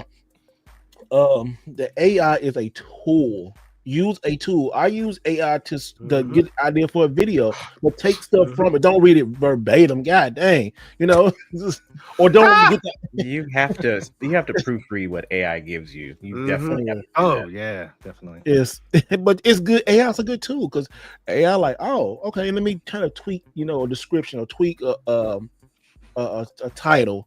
Or let me see. Oh, that's very good. So I like AI. It just people lazy and they're like, people want to abuse it. They want to abuse it, and they will abuse it. And as AI, because AI basically it's a logarithmic exponential growth type scenario. I mean, every 6 months, it's literally a generation ahead, and we're almost at the point now. And I mean, we're talking like literally months away from companies that will have AI agents where you pay the AI agent $20,000 a month and it actually does the job for you. You know what I'm saying? So there's a lot of people who are going to be out of jobs and all kinds of other stuff like that for sure. Yeah, it's disruptive. It's disruptive. Yeah, 100%. Are you reading comments? I missed comments. I missed all that. You should see this. The richest podcast on YouTube got Richness and Dr. Dollar, aka Dr. Dodge. And Sarkey, hey, appreciate. I don't know who got this gift. He always come through. I mean, every other week. Crates with the membership. Yes, look, like he gifted 1 year. Thank you so much. I love you guys. It's amazing. The jokes, y'all get the jokes. Y'all are cool with it and stuff. We just yeah. I like that game room right there. He was talking about Grandma's Boy. That's one of my favorite films of all time. I absolutely adore it. And let me tell you about so one of my friends was a level designer on Gears of War. And he was from where I was. And so I went to Epic twice, right? So I got to see him between Gears 1 and 2, and I got to see him between Gears 2 and 3. You like the scene when he played with the dolls on the toilet? Hold on, before you continue that story, the parking lot at Epic was an exotic car. Yeah, it was. There was Lambos everywhere. At Epic, y'all. What? It's insane. Legit back then, dude, they had Lambos, Ferraris. Their whole staff was locked in. They were driving like it was exotic car convention. Corvettes. Wow, bro. Yeah, my buddy drove a Corvette, and so we went up there and visited him, and somehow we got onto the topic of Grandma's Boy, and this is some dirt. That's why I didn't name him, because this is some dirt.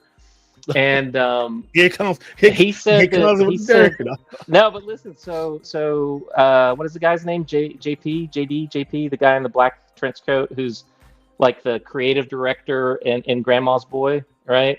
So that character, everybody at the studio called Cliff Bleszinski JP. They were like, that's who he is. Cliffy B. Like, they gave him so much shit because it's like it was kind of his way or the highway, and he was kind of the mascot, and he would come in and be like, well, I don't like this the way this is, and kind of like just the way he moved within the company was very much like that. So he did not have a lot of people at Epic that actually cared for him that way. Remember him at E3? He's like a rock star. He'd come out on stage at E3. Oh yeah, well, wearing jackets. You could tell where he got that kind of that douche vibe, right? Because he had a swagger. Well, no, he had I don't remember, he used the word douche nozzle in one of his interviews, but anyway, to me, I was always like, is that a self-reference? But the funny thing was that he was like, somebody was interviewing him, and it's like, hey, Cliffy B, and he's like, it's not Cliffy B, it's Cliff Bleszinski, and I'm like, you fucking piece of shit, fuck you. It's like, it's like bros coming out there in earnest, just trying to have a conversation, and interview with you, and you're going to be a dick like that. And it's like, ever since then, I was just kind of like, all right, whatever. You was a big fan of him back in the day too. Say what? I said you was a big fan of him back in the day. I remember. Well, I was a big fan of Gears. Gears is amazing. Yeah, it's my number one franchise of all time. But Gears was, he was a part of it, and I acknowledge that, and his contributions to it were good. I'm not saying that they weren't, but at some point, as his trajectory at Epic was ending, and it's of course you go back and you can read his memoir, and it's like the stories are always a little bit different, but like I'm getting information from people who actually worked there at the time, right? And so it was like one of those deals where it was just really interesting to me. I was just kind of like, you've got this persona, and it's like all of a sudden you're getting hyped up on yourself, and I'm like, okay, all right, calm down. It's like, you're important, but there's a lot of other people that worked on this game too. You're not the end all be all of that franchise. So I don't know. It's like, I think he got kind of full of himself, and the success kind of got to his head and everything. Now, I'll be, in all fairness, the way he is now, because I follow him on Twitter and stuff like that, it seems like he's calmed down quite a bit, and he's had a lot of success in other things. Like, he's got a couple of restaurants, and he's got he's on the comedy circuit, like he's doing he got out of comedy. Gaming. He got out of gaming, although he still dips a couple fingers and stuff in there here and there. But and he's got a lot of wealth, not only from the fact when he was at Epic, but also because he was one of the earliest investors in the Oculus Rift. And so he was there before it got snapped up by Meta. Oh, Meta. Well, Meta, yeah, they were the primary. So The I mean, Oculus Rift is nice. yeah, he's hooked up for life. I mean, like he's good. He can do what he wants to do. You know, he's got a great family. I mean, and a lot of his personal story is actually really interesting, and I like that. It's like, you know, and he's grown, right? So I will give credit where credit is due. He's not the brash kind of juvenile person that he was, but he rubbed a lot of people the wrong way for a long time. Yeah. So, Mega, talk about this AI going on with Sony. Or was it with Sony? Yeah, it's from Sony. Yeah. So it's a great way to pivot into this because I think this came out a couple of days ago that now Sony is interested in doing AI-powered PlayStation characters, and they're testing it over there at Sony. So I saw this with Horizon. I remember when Microsoft said that they were doing the same thing. People got all up in Microsoft's butt over it. Well, you know, people. Yeah, because it's funny. Yeah, because like that's always been a point of contention. It's like if Microsoft do something, you know, it's frowned upon. When Sony do something, they looked at, you know, it's like it's God's. It's like bigger and holier than thou. So yeah, now they're. We'll talk about Sony in a minute. But yeah, they're testing this out, and one of the characters they used was Aloy from the Horizon series, and there was some discourse around this because people were saying for the longest, like me personally, I enjoy Horizon Zero Dawn, Forbidden West, like love those games to death. But some people were calling those games as like industry plants because it was like those games are pretty good, but why is it we're getting a TV show, a movie, why are we getting MMO and all this stuff? And they're just like, yeah, because basically like they making money and they're making money. I mean, yeah, they are because like I think it all revolves around like how this particular franchise. Well, not even that. It's how this particular franchise just been catapulted more into like stardom because one of the former head of the Guerrilla Games, he was the head of PlayStation for a little bit, and he got until he got demoted or whatever, he stepped down. But it looks like they were trying to align that to be more of a bigger franchise than honestly it probably should be, because if I'm being honest, I don't know why they thought it was a good idea to make a Lego Horizon game. It came out, didn't do all that well, and it sold pretty and it sold pretty poorly, and then they put it on Nintendo, so it's like, what's going on here? And then we got a MMO that's supposedly canceled. I think Zelda Hat Guy, he did some research. I think he said that's canceled. Yeah. So it's like a bunch of little things that's lining up that's making it seem like it's a good franchise, but why are you doing X, Y, and Z, and you only did like these two things? So that's like some of the discourse they're getting around. But I understand it's a popular franchise. It's a pretty well-known character, so they're just using that to test it out. But this also goes back to what we were saying before, how the AI tool is just going to be used more as a crutch, to be honest, because it's just going to take away more jobs. People have been doing this for decades and years now, so let me give you this, help eliminate this little downfall, right? So let's say you have a open world RPG and you let AI run the dialogue trees for all the NPCs. There's going to be people who will sit there and talk to one person for 30 years before they actually decide to actually do anything, because it'll be an endless conversation, right? Yep. And I'm like, from a game design standpoint, you just broke your game. Yeah. Well, I mean, Doug and I talked about this on the podcast because NVIDIA did a showcase, if you remember, where they took a large language model like ChatGPT and they integrated into Cyberpunk. And it was, you walked into the ramen noodle shop. Remember that, Doug? And I think it was, they actually remembered the conversation the last time you were in there, and they're asking you about what you told them last time. Oh, that's nice. And you're spot on, though. Immersion wise, people are going to love that. But you're right, Gamer. Like, you're going to have people like in Skyrim that's just going to go to the tavern every day, sit down and fall in love with the AI and just talk to them because it's going to remember them. And they're never going to go become Dragonborn. No, that's probably. I mean, but some people want to do that. The whole entire thing, though, right? Like, I think that what we're toying around with right now is kind of the protoplasm before we get into like the Star Trek holodecks, right? Like we're the primordial ooze of that level of interactivity. Yep. And so it's like at some point, these virtualized worlds are going to be so engrossing that people are going to lose focus of the game, and it'll be, just me running around. Like you said, it'll become a dating simulator for some people. It'll become a murder simulator for some people. It'll become all kinds of things that were not intended, because the ability for the game to adapt becomes, it's not infinite, but way more, flexible and malleable than any game before it. And I think that's where we run into a whole bunch of trouble, because there's a lot of ethical questions that come out of that as well, right? Like, what does that do to a person's psyche? How does it affect their humanity?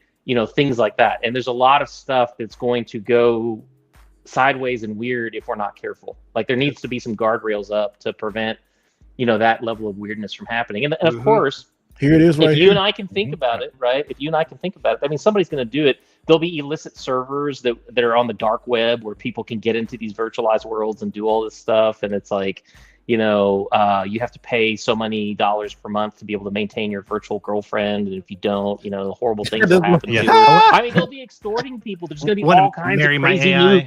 Yeah, there's going to be new crimes. I mean, all kinds of new crimes that are going to come out of all this shit. Well, hey, start injecting it into robots. Maybe GTA 6 is going to be like that, because they're talking about all the virtual jobs you can make and stuff. And people probably selling drugs and shirts and all kinds of stuff. This way, right? Because we're on AI. It's not new. I mean, even though the term in terms of AI is new to a lot of folks that haven't been paying attention. If you work in IT, it's been around for many years, right? It's been integrated in a lot of different tools. It's just now we're at this point now. We're at this turning point where the crossroads are: do we continue where we're at, or do we start leaning a little bit closer towards those quote unquote sci-fi related conversations? Because now it's not just AI in the conversation. Now it's quantum computing. Right. Those were all we always heard that in all the sci-fi movies. And it was always one of those things that, we're still a little ways away and we're not there yet. And the conversation is still like that. But I think Microsoft just dropped down their first quantum CPU. Yeah. And I mean, but I'm talking about in terms of fully integrated and breaking through. And I think new they Xbox, said by the way, between now and 2036 now in 2036 is where we're at. You had to drop that one.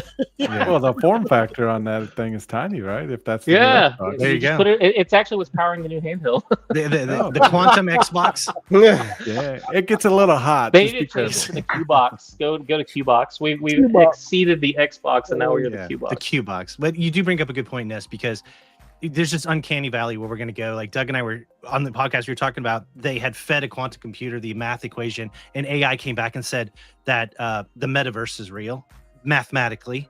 And you're like, what other things are they going to where's this going to go? You get time travel and all this other crazy stuff. Who knows? Oh, man, honestly, it's like once we, get into the quantic realm, shit's gonna get crazy, Hey, Omega's gonna go back and stop the Dreamcast from failing. That's what he's gonna do. Hey, I'm right there. Yeah. Just think how we did. We there from the beginning. Now we here to see the crazy shit turn. Like, okay, about to get crazy, motherfuckers. Hold on tight. Hold on to your butts. Not your butts. It's about to be a bumpy ride, gents. Hold on to your butts and go crazy. But before we get into our last topic, we want to talk about these. I named it today in a way. It says silly Sony shenanigans. The triple S. Silly Sony. Silly Sony shenanigans. Yeah. Silly Sony shenanigans. I need to put a little music behind that because I'm gonna take you to get that. The triple S. I don't know. I was in the bed sleeping. I wrote that I said triple S. But before we talk about that, anybody got pickups? I know I got pickups. I know Ness probably got some pickups. Megan, you got? I just got one. It's just this Monster Hunter. All right. World Steelbook. That's the one I got. That was the one I was forced to get after my PC version was bullshitting on me. So I was like, no thanks. So so it's pretty nice. I mean, it was only about the distance in the PlayStation. It was only about $5 more. So I was $5 more. Shit, I might as well. So I think this is limited edition. So I don't think they're gonna keep releasing these, but it's pretty cool though. Because the regular price was $69, $5 more. I was like, I might as well. I'm a whore for Steelbook, so I said, gotta get it. So they last too. Mm-hmm. Oh yeah. Doug, I don't know if you want to talk about yours. You said, yeah, dude. So my pickup's about 20 pounds. It's sitting off to my left here, but new PC desktop. So nice. Talk about it. A little bit of history. I go back to the days of Shogun, Total War, all those games back in the day. I never had a game or a PC to run it. Now I have that, and they're releasing all these titles that are locked to Epic or locked to Xbox. But back to this. It's got the Intel Arc, that Battle Mage. Not to get Video all card. techie and nerdy, but it's pretty sweet. RGB, it's kind of blind to me over here. So that's my pickup. I'll show you, but I don't want people getting motion sick on my camera here. They're puking all over the place. I got a couple pickups. I'm gonna show a few small ones, then show the big ones. But I went to the GameStop. Every day I go to Goodwill or GameStop. Every other day, but they had this right here. They had this Transformers Fall of Revenge of the Fallen. I guess it's DVD. It's a special 2-disc edition. I remember seeing that in the Best Buy. Yeah, it has the Bumblebee. Yeah, but then like little Bumblebee, and I guess you can like make them transform and do this like. Oh wow! I didn't know. Okay, I didn't know I could do all that. Yeah, I didn't know I could do all that shit. So I guess the arms come in. I had the arms come out here. Let me see. I can't get the arms out, but on the back of it is oh, that what the disc goes at on the back? Yeah, the disc right here. I don't know how to. That's cool. Oh, that's really. Oh nice. Yeah, there you go. Like two. Oh, that's awesome. Oh, that's really. Oh nice. wow! I like it. I was like, wow, it was like $3. Like, yeah, it was $3.99. You can see right there. Okay, Goodwill. So I was like, cool. You don't see that. I think this thing like $20 online or something like that, but close to 15, over 15, I know. But yeah, I figure how to get his arms out here in a minute. But but it's pretty cool though. I'm a fan of the movie, and I like little weird stuff like this, even though it's not Blu-ray, but it's let me see. Yeah, it's DVD. I still take that, and then. That's cool for the novelty, yeah. And then 2 PlayStation 4 games. Now this takes me back. This first one, Rad Rogers. Okay, if you ever played on a PC back in the day, like the little gym games, the little what was that game called? It reminds me of something. Talking about that was on the Genesis. No, like them early shareware PC games back in the day. Oh, I think. Okay. It was like Doctor something or Jim something, but it reminded me of those shareware games back in the day. And then also this one is starting to climb in price a little bit. This used to be a $10 game, now it's like 15 to 20.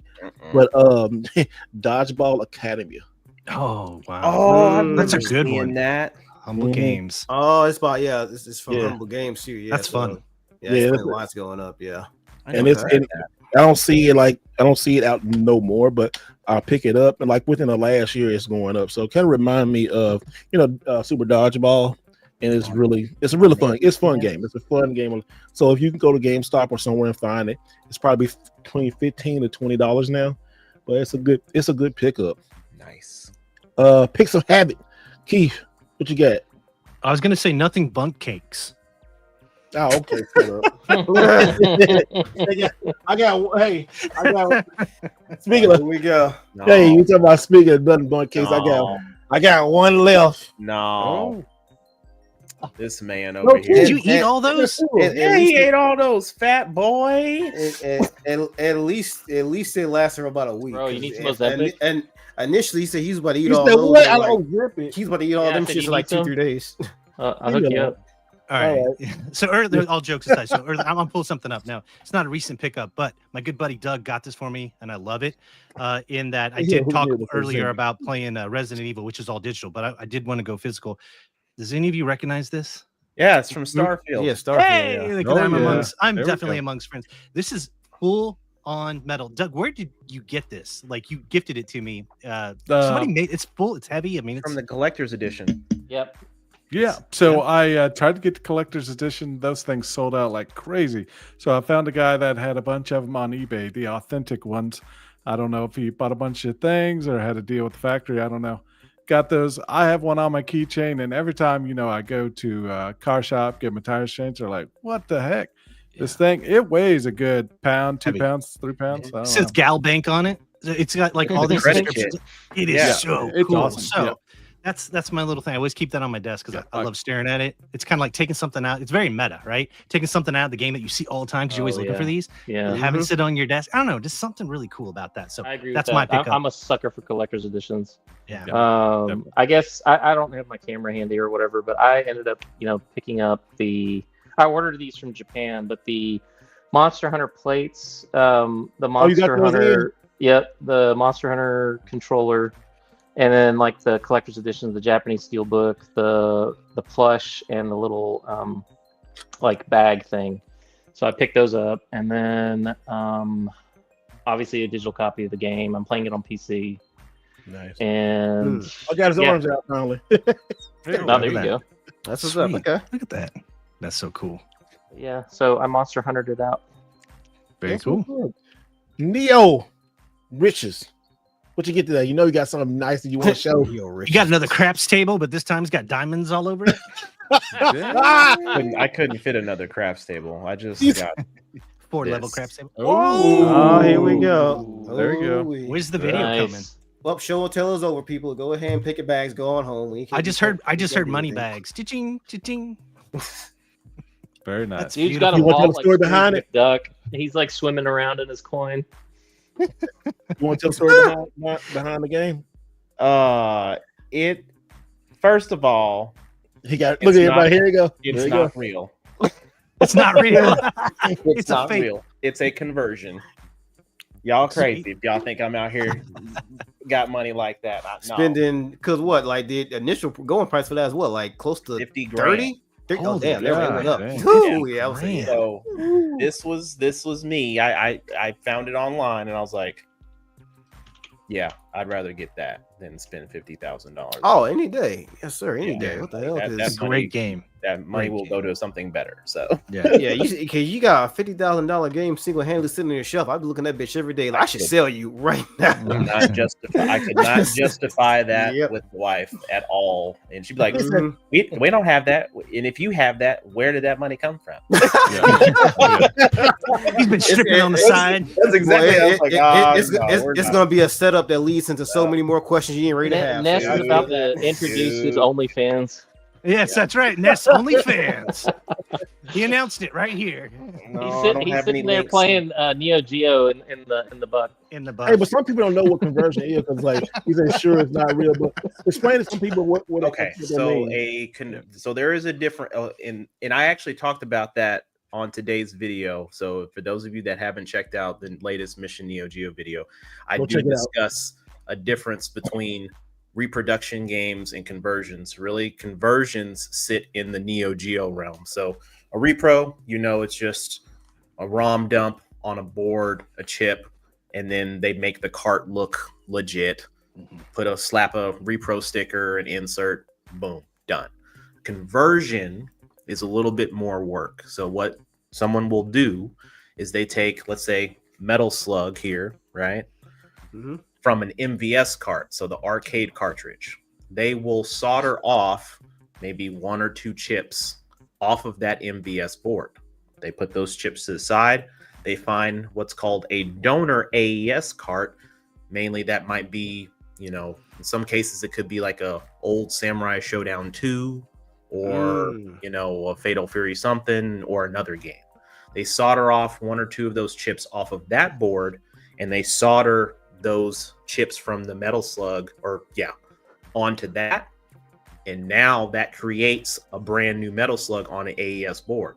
The way it's So a conversion. now Okay. it becomes a conversion, right? Okay. So All right. they do that because now they can say it's got all authentic SNK chips because all the hardware is all SNK. They just swapped chips. The biggest thing is the cart sticker, the manual, and the insert. And there's a lot of folks out there that can make really high grade manuals, inserts, and cart stickers to look like legit online.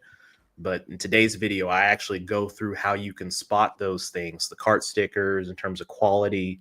I can go down the avenue of saying you can use a jeweler's loop to kind of go through and fine tooth comb through an insert, and then how to check the boards to make sure that, those things are, real or fake, spotting them without having to open the cartridge. So I go through that in detail in today's video. That's So, why I Ness- don't invest in any of the Neo Geo stuff because if you get got big. Yeah. I was going to ask you, Ness, like when you go to cons, have you seen any that you feel are sus? Because you've seen some of those, like some booths every now and then will have Neo Geo. You look at those carefully. Have you seen any at cons that are not legit? And maybe even the seller doesn't know. Have you ever been out and about anywhere and caught fake ones? So I've been to a couple of cons, and out of 4 or 5 cons that I've been to, I've only seen Neo Geo games pop up maybe twice. So last year when I was at Retropalooza, there was a guy that actually had a Metal Slug 4. And that was the first time. That's a big title to have at a convention. And it was clean. Like, I already have one. Huh? That's talking about a gamer. He ought to eaten Sonic or something. Like, it was really clean. But, you know, I went over it. I looked at it, the insert, the cart. It was legit. I haven't run into any scenarios where, you know, I've come across a fake one. Now, I have run into situations where there was a reproduction insert, and I let them know. I'm like, hey, you know, just in case you don't know, this insert isn't real. It's a reproduction. It was made by this group. And they're like, oh, so that's what that means? I'm like, yeah.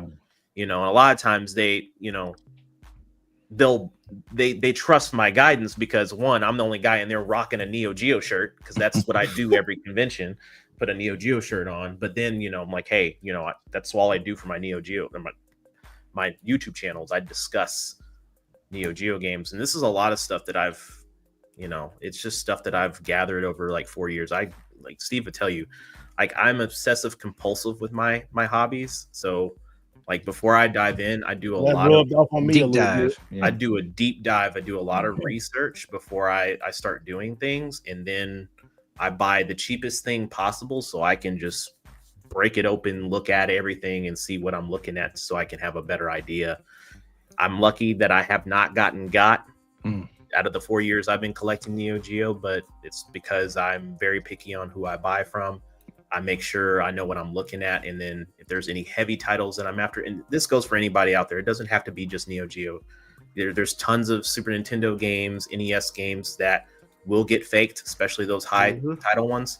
There are telltale signs of knowing, you know, cart stickers and cartridges and manuals and all that stuff. You just need to do the due diligence because the information is out there. It is. It's not, you just have to be willing to invest the time to know what you're looking for, because it'll save you thousands, hundreds, tens of dollars.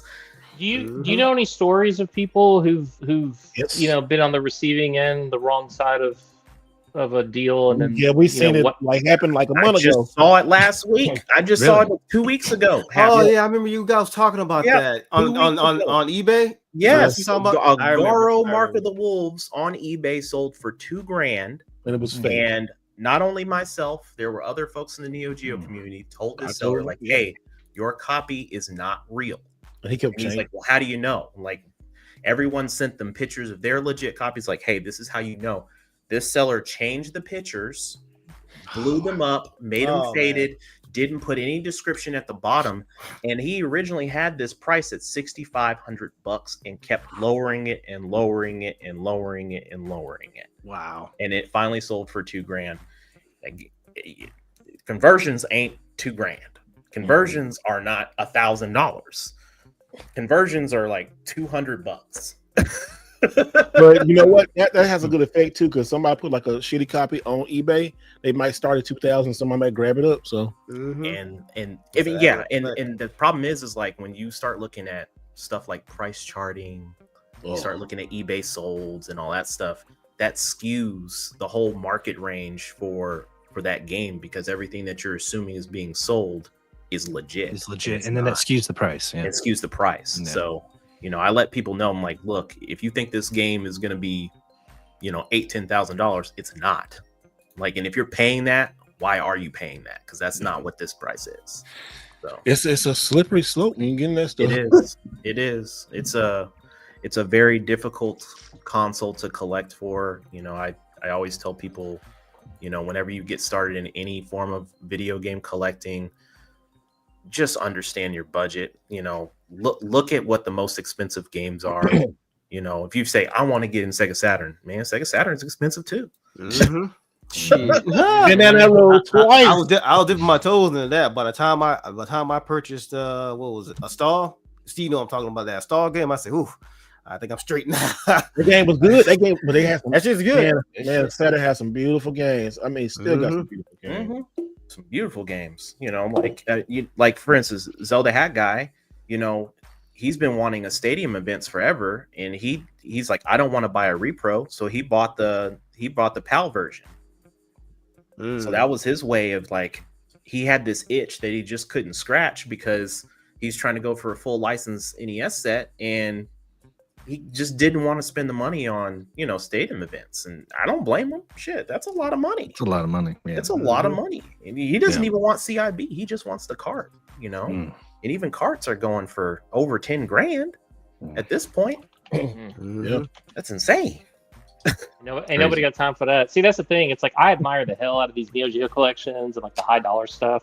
But like, if I didn't buy it along the way, I'm not going to go back and try to do an entire collection because, like, if I wanted to get into that, if I wanted a full like 100% authentic Neo Geo collection, I mean, that's hundreds of thousands of dollars, like hundreds. And it's just kind of like, dude, do I really want to go down that path? And I'm like, nah, man. It's like, no. For anyone that gets in it now, I feel for anyone that says I want to get into collecting Neo Geo now. I'm like, which one do you want to do? You want to do Japanese? No, I'm going for English. Woo! All right. Hey, good luck, buddy. Good luck. I can attest to that because if I didn't stop in if I would have kept going in 2020, done. I think you'd have been done by now. I probably would have. I mean, I probably found something. I'd be in your position, like probably lead the last 3 or 4, probably. I've probably been I mean, if I count this, like I've said, this is going to be good enough, and not go after a real one. So I actually need 8 now. So, I mean, there's maybe 4 games, legit ones that I'm going to go after. The rest, I'm just like, man, I'm done. I can't fathom that type of money. Unless I find them at an estate sale and someone's selling it for $200. I'm like, let's go. Oh yeah, that's when we're gonna come across it at this point. Yeah, without breaking the bank. So I guess that would actually be a pretty cool series. Is trying to track down like estate sales and like see if there's any like video game gold. Because what was that like? Was it last year or the year before? I think it was last year. Last year. What the dude found like all those sealed mints, like NES games. Yeah, here in Dallas. Yeah, he had the Castlevania. There was what was it? I think the Castlevania was the big one that sold. 80,000. He graded that. No, he sold that much. No, he didn't say it was ungraded. It sold for 80. It sold for 80, but then he got it graded, and then it sold for like over 100. At least he made a little money. They made money on it, but I'm like, he just found all those shit. Yeah, and the thing about it is like they go there and it was 2 brothers. They bought a bunch of these games. Both of them passed away. Everything was in storage, and then the family just. They had the estate sale to get rid of stuff, and they bought a whole bunch of those games. They bought a whole bunch. That's why I don't understand how you've got all this stuff that's sealed mint in a box that looks old, and you're not going to get somebody to appraise it before you sell it. I mean, they bought all that stuff back in the 80s, and then they just never did anything. I'm talking about the family. It's like if I got instructions for my heirs. I'm like, look. When you open up these boxes, do not just take the first offer and do not just put them out on eBay or something like that. What you need to do is you need to get all the stuff appraised. And when you get it appraised, make sure you get it appraised by more than one appraisal company. That way you've got a true, cost spread on what that is. And then go to an auction house and sell it. You try to do eBay or some of these other places like that, it's a little bit different story. But when you're because a lot of these things, like if it ages another 20, 30 years and it's in mint condition, I mean, these are all going to be double-digit, triple-digit thousands of dollars. So $50,000, $100,000 easy on some of this stuff. And I'm kind of like, if you want to maximize your return, as my gift to you because I'm now dead, then do it the right way. I mean, but think of it this way, Alex. Like a lot of people aren't thinking like that. A lot of these folks that have these old games, they're like, "Oh, I don't play that stuff, and my kids didn't play growing up, and blah blah blah." And that was it. That stuff goes in somebody's attic, somebody's basement, and then when the family has to get together because so and so passes away, and they don't know any better. To them, it's just a bunch of old video games. Yeah, they're just trying to get rid of all the shit and bury their family member. A lot of the times, there's no wills. There's no lawyer to tell them like, hey, I guess that's fair. There's a lot of folks out there like that. Like, Mm-hmm. hell, I need to update all my stuff. I'm like, because like hey, I planned on leaving this massive collection. Well, I liquidated half of that shit last year. Yeah, I feel bad for people because I know a lot of times those people would actually financially benefit drastically, and it could be a life-altering amount of money. And the story that gets me, that it gives me some sliver of hope in humanity, is that there was a woman in Australia, and I think I told you guys this story off camera, but her son had unalived himself, and he was a big Warhammer 40K miniature guy. And the miniatures that you see at gaming stores now are all made out of PVC, basically. The OG miniatures were actually made out of pewter. Yep. And anybody who ever played the Warhammer RPG, the tabletop game, knew how expensive those sets were. And he had original first edition stuff. And so she had taken it over to this guy and was like, hey, I want to sell all this stuff. How much did you give me for it? And he's like, well, how much do you want? She's like, I don't know, give me like a couple $100 for him. Oh no. And he looked at her and he said, ma'am, I don't think you realize what you have. And I mean, I think he got in contact, because he was a big gamer. He got in contact with all the other Warhammer 40K, groups, said these are for sale, raised I don't know, $100,000 Australian for this woman by the sale of all these different pieces. That's cool. And she just absolutely, that's cool. Yeah. And I'm like, you know what? That's cool. That's the best of nerddom. Like when nerds get together and actually protect somebody, I absolutely love it. My hat's off to these guys for doing the right thing. It's a great community. Yeah. Yeah, 100%. But we also see the other side of that, scammers. And it's the scammers and the pieces of shit. And honestly, it's like I'm a name and shame type of guy. You got a scammer out there, name and shame, burn that some bitch to the ground so he can't or she can't ever get. Don't let Alice know. Don't let Alice will show. Just calm down. I mean, yeah, it's just, I mean, and we hate to hear those stories. I mean, our brothers and sisters in California that had to deal with the fires and losing folks were losing collections out there and losing their homes, and I mean, that's the last thing we're thinking about is the collections. We're just making sure that our loved ones are protected and safe, of course, but then when we check all those boxes and then we're back to, man, my house is gone. Damn, where am I gonna live? All my clothes, all my family albums, everything that I had, every piece of me is gone. I'm here, but everything that I accumulated and acquired and all those things, they're gone. So it's just, you hate to hear those types of stories, but it also, for those of us that dive into this hobby, we need to be prepared. We hear these stories so many times, like, how many of us have insurance? How many of us have extended insurance? I understand it's a lot of freaking work because you got to itemize everything. And then the more you pick up games, the more you pick up more memorabilia, all kind of accessories, all that stuff. You got to constantly add all that stuff. And the thing that I noticed after I sold my collection last year was every single item now that I pick up, I'm doing a much better job of itemizing. How much did I pay for? How much did I buy it for? When did I buy it? Who did I buy it from? I'm documenting all that. It's a lot of work, but I would rather, God forbid, if something happened to me, my wife has all that information. She has access to that. I'm like, look, and I've had this conversation. I've had this tough conversation with her. Be like, if something happens to me, sell it all. I'm not here. Do what you want. Take it, pay bills, pay off the house, pay off whatever, and do that. And she's like, I'm not getting rid of it. I'm like, why? Because I mean, yeah, she has been a part of that, even though she may have been in the background, but she's been a part of it the entire time. Yeah. And so she'll remember when you made that one big purchase, and she'll remember the discussion that you had, or the laughs that you had, or the, oh, I can't believe I missed this game. And then all of a sudden, 5 years later, you come across it in better shape at a lower price or whatever. And so those memories are part of that whole entire thing. And it's something that you shared with your family. So, I completely get where she's coming from. It's like, this is a tribute to my husband. I love him. I love I support his hobby. So from her standpoint, yeah, I get it. Now, at some point it'll all eventually translate and transition over to your own offspring. And at that point, they'll then make the decision for themselves. Do I want to hold on to this stuff and keep it in perpetuity, or do I want to go ahead and sell it? You said what, Steve?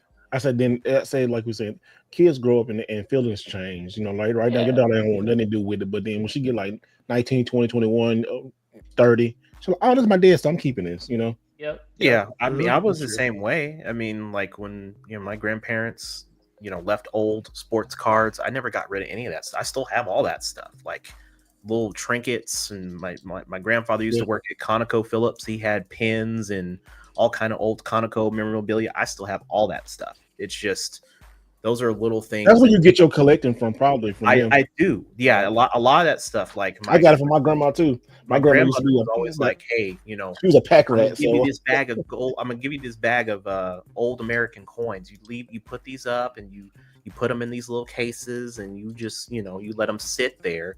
And I'm like, well, what do I do? Can I spend it? I'm like, you can, but you don't want to because these are older coins. They don't make coins like this anymore. I'm like, oh, okay. Well, it's why I love watching American Pickers on the History Channel. Some of the stuff they come across is insane. Like, what people hold on to. Yeah. It's nuts. Yeah, it's. If you look at it, you're like, oh my gosh.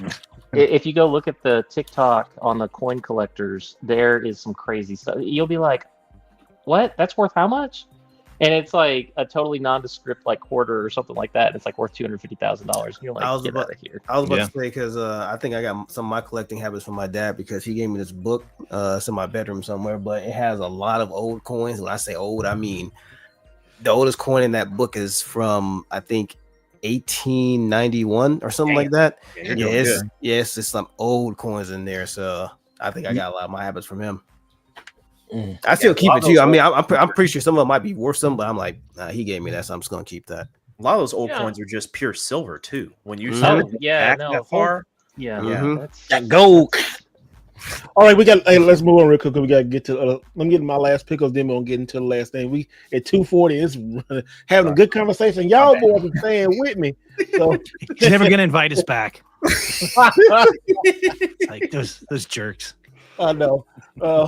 Real quick, I'm gonna change my stuff on here because I don't have a suicide battery like I supposed to. Oh, what? Well, I mean a death battery. What is a suicide battery? Is that what it's called? And a go bag or what? No, a battery that goes all day. What is it called? Well, it's not a battery pack. Yeah, battery pack. I mean, I don't know why this suicide. Like that's you know why that's that escalated quickly. No, I was thinking, you know what? Careful. Sorry, and not use that word. Oh yeah, I didn't want to demonetize you. That's true. That's right. Yeah, I'm sorry. Battery, but they can demonetize on this thing. So, but no, they don't. I got that from the arcade. I was thinking the arcade games. Because they got that. Okay, so the A and B boards on the Capcom boards, they got a suicide battery on it. Like, no, seriously, like the old Capcom, the Capcom CPS boards, the ones CPS, mainly the CPS2 boards, they had these batteries on there that for a limited time that if you buy a board, it's eventually the battery's gonna wear out and you had to go buy a whole brand new board. So it's like it was probably like 4 or 5 years. But people have found a way to kill that or stop that, and then so it can keep going. So that's why I got the. I got you. Yeah. So if you buy one, so just But anyway, let me get my last two pickups, and I found this at GameStop today. I posted. I don't know if y'all saw, but it's like $74 in GameStop. So I ended up paying $30 because I had coupons and discounts, and this thing was like freaking like. It's that one that it's the one that has the front slip that opens up. Yeah, they have all like look at that. All the discs stuff. That was from Work Designs, right? Yeah, Working Design. Art of Lad collection. So it has Art of Lad 1, 2. Them Working Design games, them shits is hella expensive, man. They are. If you can find them complete, them. But they're very beautiful though. They're very nice looking. This one here. No, it's like so many discs and stuff in here. And then like it's a 4 or 5 day set. 5 day set. Golly, 5. Yeah, Art of Lad 3 has Art of Lad 3 is 2 discs. Art of the Lad is on 1 disc. Let me see. Art of Lad 2 is on 2 discs. So 5 disc on that one. Then it comes with back in the day when we talk. Let's go great when we talk about collector's editions. You know, an art book, which is a real instruction art book. This is instruction and the art they don't book. make those anymore. This is You said that was a game. That was a GameStop, right? It was in GameStop today, yeah. And Damn, then also, somebody traded it in. And then they had all this stuff like. Wow! But it has all of that. Is that a memory card? That's a memory card holder. Whoa, so look at that. So this right here is the Art of Lad memory card holder for the PS1. I've been chasing this Art of Lad collection for years because it's like 100 to the 50. It's about $150 to $200. But they had like all of these little things right here, and then they had these little PlayStation little knobs that you can put on your controller on your dual sticks. So yeah, it has a lot of stuff. The Art of Lad collection. Yeah, and then the Lunar collection had the same thing going on too. So Easter Land won $150 for this. So yeah, they want $150 for you. They definitely selling for like $230, $240. Yeah, and then you put it all in here. Then it had like you forget where you read your books and stuff. It's that right there. So it's a lot of stuff in here, and it's really good collection. And it held up pretty well. Look, like whoever trade. Oh, the girl told me GameStop gave this dude $20 for. No. Yeah, it's people who don't be knowing, man. It's really people who don't be knowing. Either that or they just don't care. See, like everything about on the box and stuff, like that's on the part that's like kind of messed up, but still it's okay. You know what? I got a new business model. We're gonna open up and put a little table right outside GameStop. And be like, what you trading in? Let me look at it first. I'm gonna give you $5 more than that. I know what they're gonna trade you at, man. It's funny because when I was working at GameStop, there was a guy who started doing that. Like this is way back in the day, obviously, but this guy was doing that. And then management was like, hey, it's like he can't do that. I'm like, wait, he can't stand on a public sidewalk and conduct his own business? Like, there's nothing you can do or say to them. And it's like management was all like, oh, no, it's like, we can't allow that, blah, blah, blah. I'm like, well, I'm not doing shit. You want to handle it, you go handle it. But I'm not saying shit to that dude because it's at the end of the day, that's his hustle. So it's like, it is what it is. I did my last pickup, but I'm happy I finally got this. It didn't cause no stir, but also got me a Neo Geo game. King of the Fighters. Ooh, King of the Fighters. 2002 with the modern copy cover on it though. This is a modern cover. I'm giving you a hard time. I'm just Wait a minute. Ness just texted me. He said that's fake. Oh, that's dirty. This is a super mid copy though. I love this cover. I actually had the poster that was given to me by another Neo Geo friend. It's definitely a great copy. You can see you open it up. I love it. And what's so good about like the baggie is like crisp with the manual. The baggie. It's such a funny word. And then also the manual. I'm not the manual. The cart has a baggie too. Oh, look at that! So it's a beast. It is a beast. I forgot he puts those in those cart bags. Yeah, and then jeez. Yeah, that's clean. It hadn't been played. Wow, look at that. That looks brand new. No scuffs, scratches, dents. That's totally fake. Very good. I know. That's totally fake. It's totally $2,000 for that on eBay. No, I actually traded for this, but I actually traded it at a different place. Well, I don't say, crisp. But I've been getting it in, and I know I don't want to sound like okay. I'm gonna come out. I do not want to come off like I think I'm better than anybody like that, but I have noticed being a content creator, when I say I need something, things either get bought up or things get put up at a high price. And me and Ness was talking about this, and I said, I know it's not me, but it's so coincidental. It's a coincidence when I say I need this game and this game pops up, or people buy up this type of game. I'm like, no, it's not in your head. There's other content creators, like bigger ones, like Metal Jesus, for example. He had a whole series where if he would say something about a certain line, like 360's getting hot, all of a sudden he talked about that, and all of a sudden in his area, like I think he's in like Seattle or whatever, he all of a sudden started noticing when he was going out for his picks.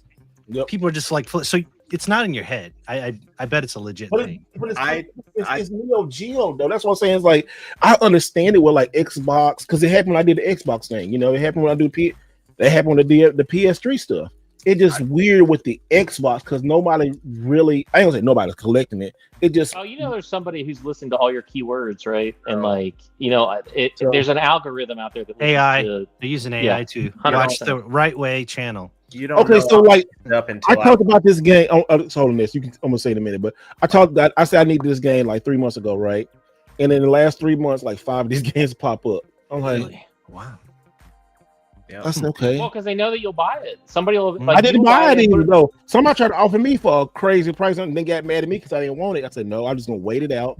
And me and this we talking about, I said just wait it out, and and a situation happened up, and how I flipped and stuff, and it worked out. It really worked out, and it got the best copy. And I was like, okay, and Beautiful.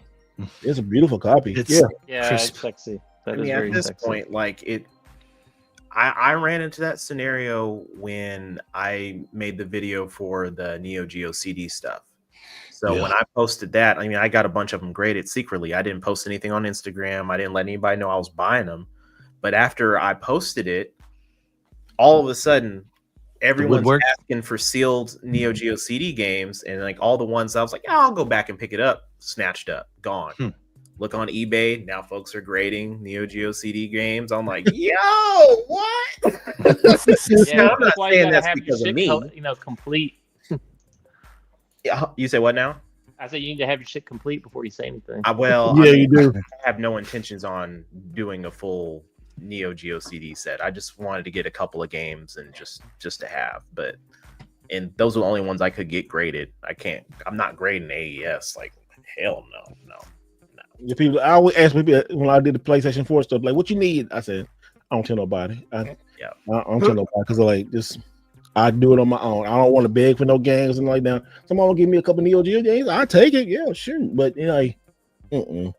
But let's get into this. Like, we're coming down the home stretch. We're going to thank you guys for tuning in. We got like over 125 people.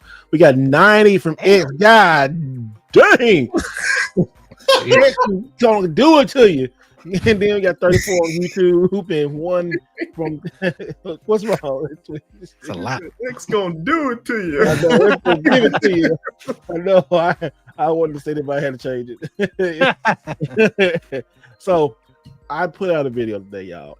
And we've been talking about this forever about collector's editions and stuff. And so I put out a video today talking about Sony is not giving you no physical games anymore with collector's editions. And what prompted me to say that is right here. Pyro, he had put this tweet and they caught my attention because I'm a PlayStation fan, but he says, he had to speak on this. He said, I'm not a fan of these collector's editions not having any physical media. And Death Stranding 2 is doing the same darn thing, right? And it just look at this right here, like the last collector's editions. Like I looked at, go back and watch the video, but the Forbidden West, the Spider-Man, God of War, now Death Stranding, these are all first party Sony shits. And like but you get 19 inches of Venom. Yeah, you get that. Yeah, he paused on that one. Careful. Careful. Can't get any better than that, man. That's what she said. I was 1 at 19 inches. You're right. Whoa. You come out of the hospital. 19 inches. You blow a back out for real. I think that's across the board, bro. I honestly do, because not even just PlayStation. I know Starfield didn't have nothing. No. I was sitting there wondering, where's the download code, and it was on the credit chip. Yeah, bro. There are standard editions like Avowed. You don't even get a disc on that bitch. You just get a code. You remember, the standard edition? Like you walk in the store and buy something like this. It's not even a disc in there. So it's like, why are you even selling this? No disc. It's like your collector's edition comes with a statue, some lanyards, a couple of stickers, and then maybe you might get like some artwork, and then your limited edition is an empty steelbook. Yeah, with no slip cover. It makes you wonder with the next gen of where it's going. If everybody's contemplating if they're not going to have a disk drive on next gen consoles, things like that. It's just that kind of lean, Just look to PC. How many PCs have optical drives? Oh, dude, with that long time ago when Steam just kind of took over from. Yeah, so that's the future. Yeah. It's happening. Yeah. What we're seeing is, and it's like as you move forward, and again, if Microsoft capitalizes on this, they make a good UI that allows you to then have Steam and Epic Game Store and like all this other stuff on there. and you can use it easily. I mean, I think that that's kind of where the future's going. And quite frankly, I think that, when you look at Blu-ray and DVD, and there was like a universal standard, so you had like a Toshiba Blu-ray player and you had like a Sony Blu-ray player, Panasonic Blu-ray player. I have a feeling that's where console gaming is eventually going. Like, you'll have a globalized standard, but each one will have their own bells and whistles. Some will be better than others. Some will be, the Walmart, $39.99 special that you got when you were in college because you couldn't afford anything else, versus like the $1,000 Panasonic setup. And I think that that's going to be kind of the direction console gaming is going. Let's keep it on the collector's editions, though. Yeah, we'll hear all that, but like the collector's edition, just a big collector's edition over the last, like, I guess 5 years, I guess. I would say like 4 or 5 years, yeah, something like that. Yeah, because the last big collector edition I talked about, today on the channel, and I actually kind of looked that up, and I'm like, wow, I don't knock my PlayStation over, but Gears of War 4 collector edition, it came with a disc, it came, cool it came with a disc, and it came with a badass statue. This statue, I think that's a box up there. Now you get like the same kind of quality statue with the Horizon statue. But you didn't get you got a then you get a steel book, but you got a download code. Yeah, a steel book with no disc in it. I say, that makes all the like the little figurines and the dice and the other stuff. I personally don't mind with the game disc not being in there. Because for me, I'm a sucker for all the swag, right? That's what I'm saying. I love all the stuff. So it's a big deal, I don't think the disc not being there, I'm not gonna. Because I have a tendency, this is what ends up happening, and I think Steve and the rest of you guys are like this too. I'll buy the collector's edition, and then I'll wait until they, get to the $9.99 version of the game, and then I'll pick up the physical copy of the game too. Yep. That way I can have the physical copy when it's on sale, but I can get all the cool swag and play the game immediately because I've got the code. So I think most of us are double dipping to some extent when it comes to this. So for me, it's not that big of a deal. No, I just look at it as kind of like a little tax by having to buy a second copy of the game. Yeah, and that's why I made the point on the video today. Like, some people didn't even watch. I can tell who didn't, which is it's okay. But some people have jobs, Mr. Red. Fair. No, but like, got fired. Oh my god. But no, people get triggered, and it's a whole thing. Like this thing of you're doing clickbait. Let me tell you something. Every video on YouTube is clickbait. It's good clickbait that follows through with the theme of the video and the thumbnail, and then it's bad clickbait that's not. Anyway, people just silly. But I don't think it's a big deal. But you're only noticing this from like big first party games, like the Gears of War, like the Metroids, the Zeldas, the Death Strandings, the Spider-Mans. All these big first party games are not getting disc, and then what happens, they do go on sale. You can get it years from now, because you do get a code, and the code is fine. I think we're just so used to getting the disc and everything from previous generations that, like, dang, you taking something from me, but you forcing me to go double dip, which what if I don't want to double dip? And I get that, but I see both sides of it, and I know Mega pissed him off a lot. We talked about this, and it was so funny about it. I'm gonna let you talk Mega about this. Like, I was pissed off too, but I like, what? I need to go get that shit again, because sometimes these collector's editions, they skyrocket. Remember, like last year when GameStop had those clearing out all that stuff, and I re-got that for like super cheap, like $60, and then you see them all now for like $200, $300. I'm like, God, I sold it the first time because I was so mad at my feelings. Like, they ain't give me no disc, they gave me all this kind of stuff. I'm selling it, and I sold. I was the dumbest decision I ever made, selling a collector's edition, because I can get it back. Man, I was so happy to get. I got a better condition this time, but I was like, oh, I'm not doing that no more. But yeah, Mega, tell me about your red on this, because I know you kind of look at it the other way. Yeah, because my thing is, and I'll even defend the Death Stranding thing just a little bit, mainly because at least they didn't have the foresight to, include one of these with no damn disc. That was like my biggest contingency point when it came to those. Is like, man, if you're giving me this, bro, you might as well just give me the entire thing. Pause. I ain't trying to take it all, but just give us. but But if Get that anything, man everything he wants. but I think it's really just more so conditioning because we've been seeing this as early as 2020, like with the digital PS5 and the physical. The one they really wanted you to buy was the digital, and then as with the Pro came out, they wanted you to buy a whole disc drive for that bitch. So it was like $700, and they including that. It's like it's that whole digital future that's coming. I would not be surprised if by the time PlayStation 6, probably a mid-gen refresh PlayStation 6, it's all digital from that point. So anything, I just see this more conditioning. Hey, all this shit right here, this stuff, these discs, these steel books, that's just going away within about 10 years, and I can see it. So that's all there it is. So ain't really not much I can do about it. So it's whatever. There's one thing here that I feel like, and this is a Game Pass criticism. Okay. If Game Pass had these games come out, but they had a collector's edition for each one, that's how they could be making the extra cash, right? Like, so if I get Avowed for free on Game Pass, but I can buy the premium upgrade and it's a collector's edition with like a statue and stuff like that, every single time I would be buying it. You know why? Because I'm a sucker for swag and I'm a sucker for collector's editions. And so if I was Microsoft, that's the Trojan horse mentality that I would take. I would say, hey, we're going to have a collector's edition of this game with the premium upgrade. For this price. If you want the collector's edition with the full game, it's this price, or you can play just the Game Pass free version of the game. And at that point, now you have differentiators and you have a reason for people to buy your games. Because I'm like, if you got a cool collector's edition that's got a statue in it, 99% chance I'm going to buy it. Doesn't matter what system. That. Now I know they've done it a couple times. So for example, the first time they did it was with the Division 2.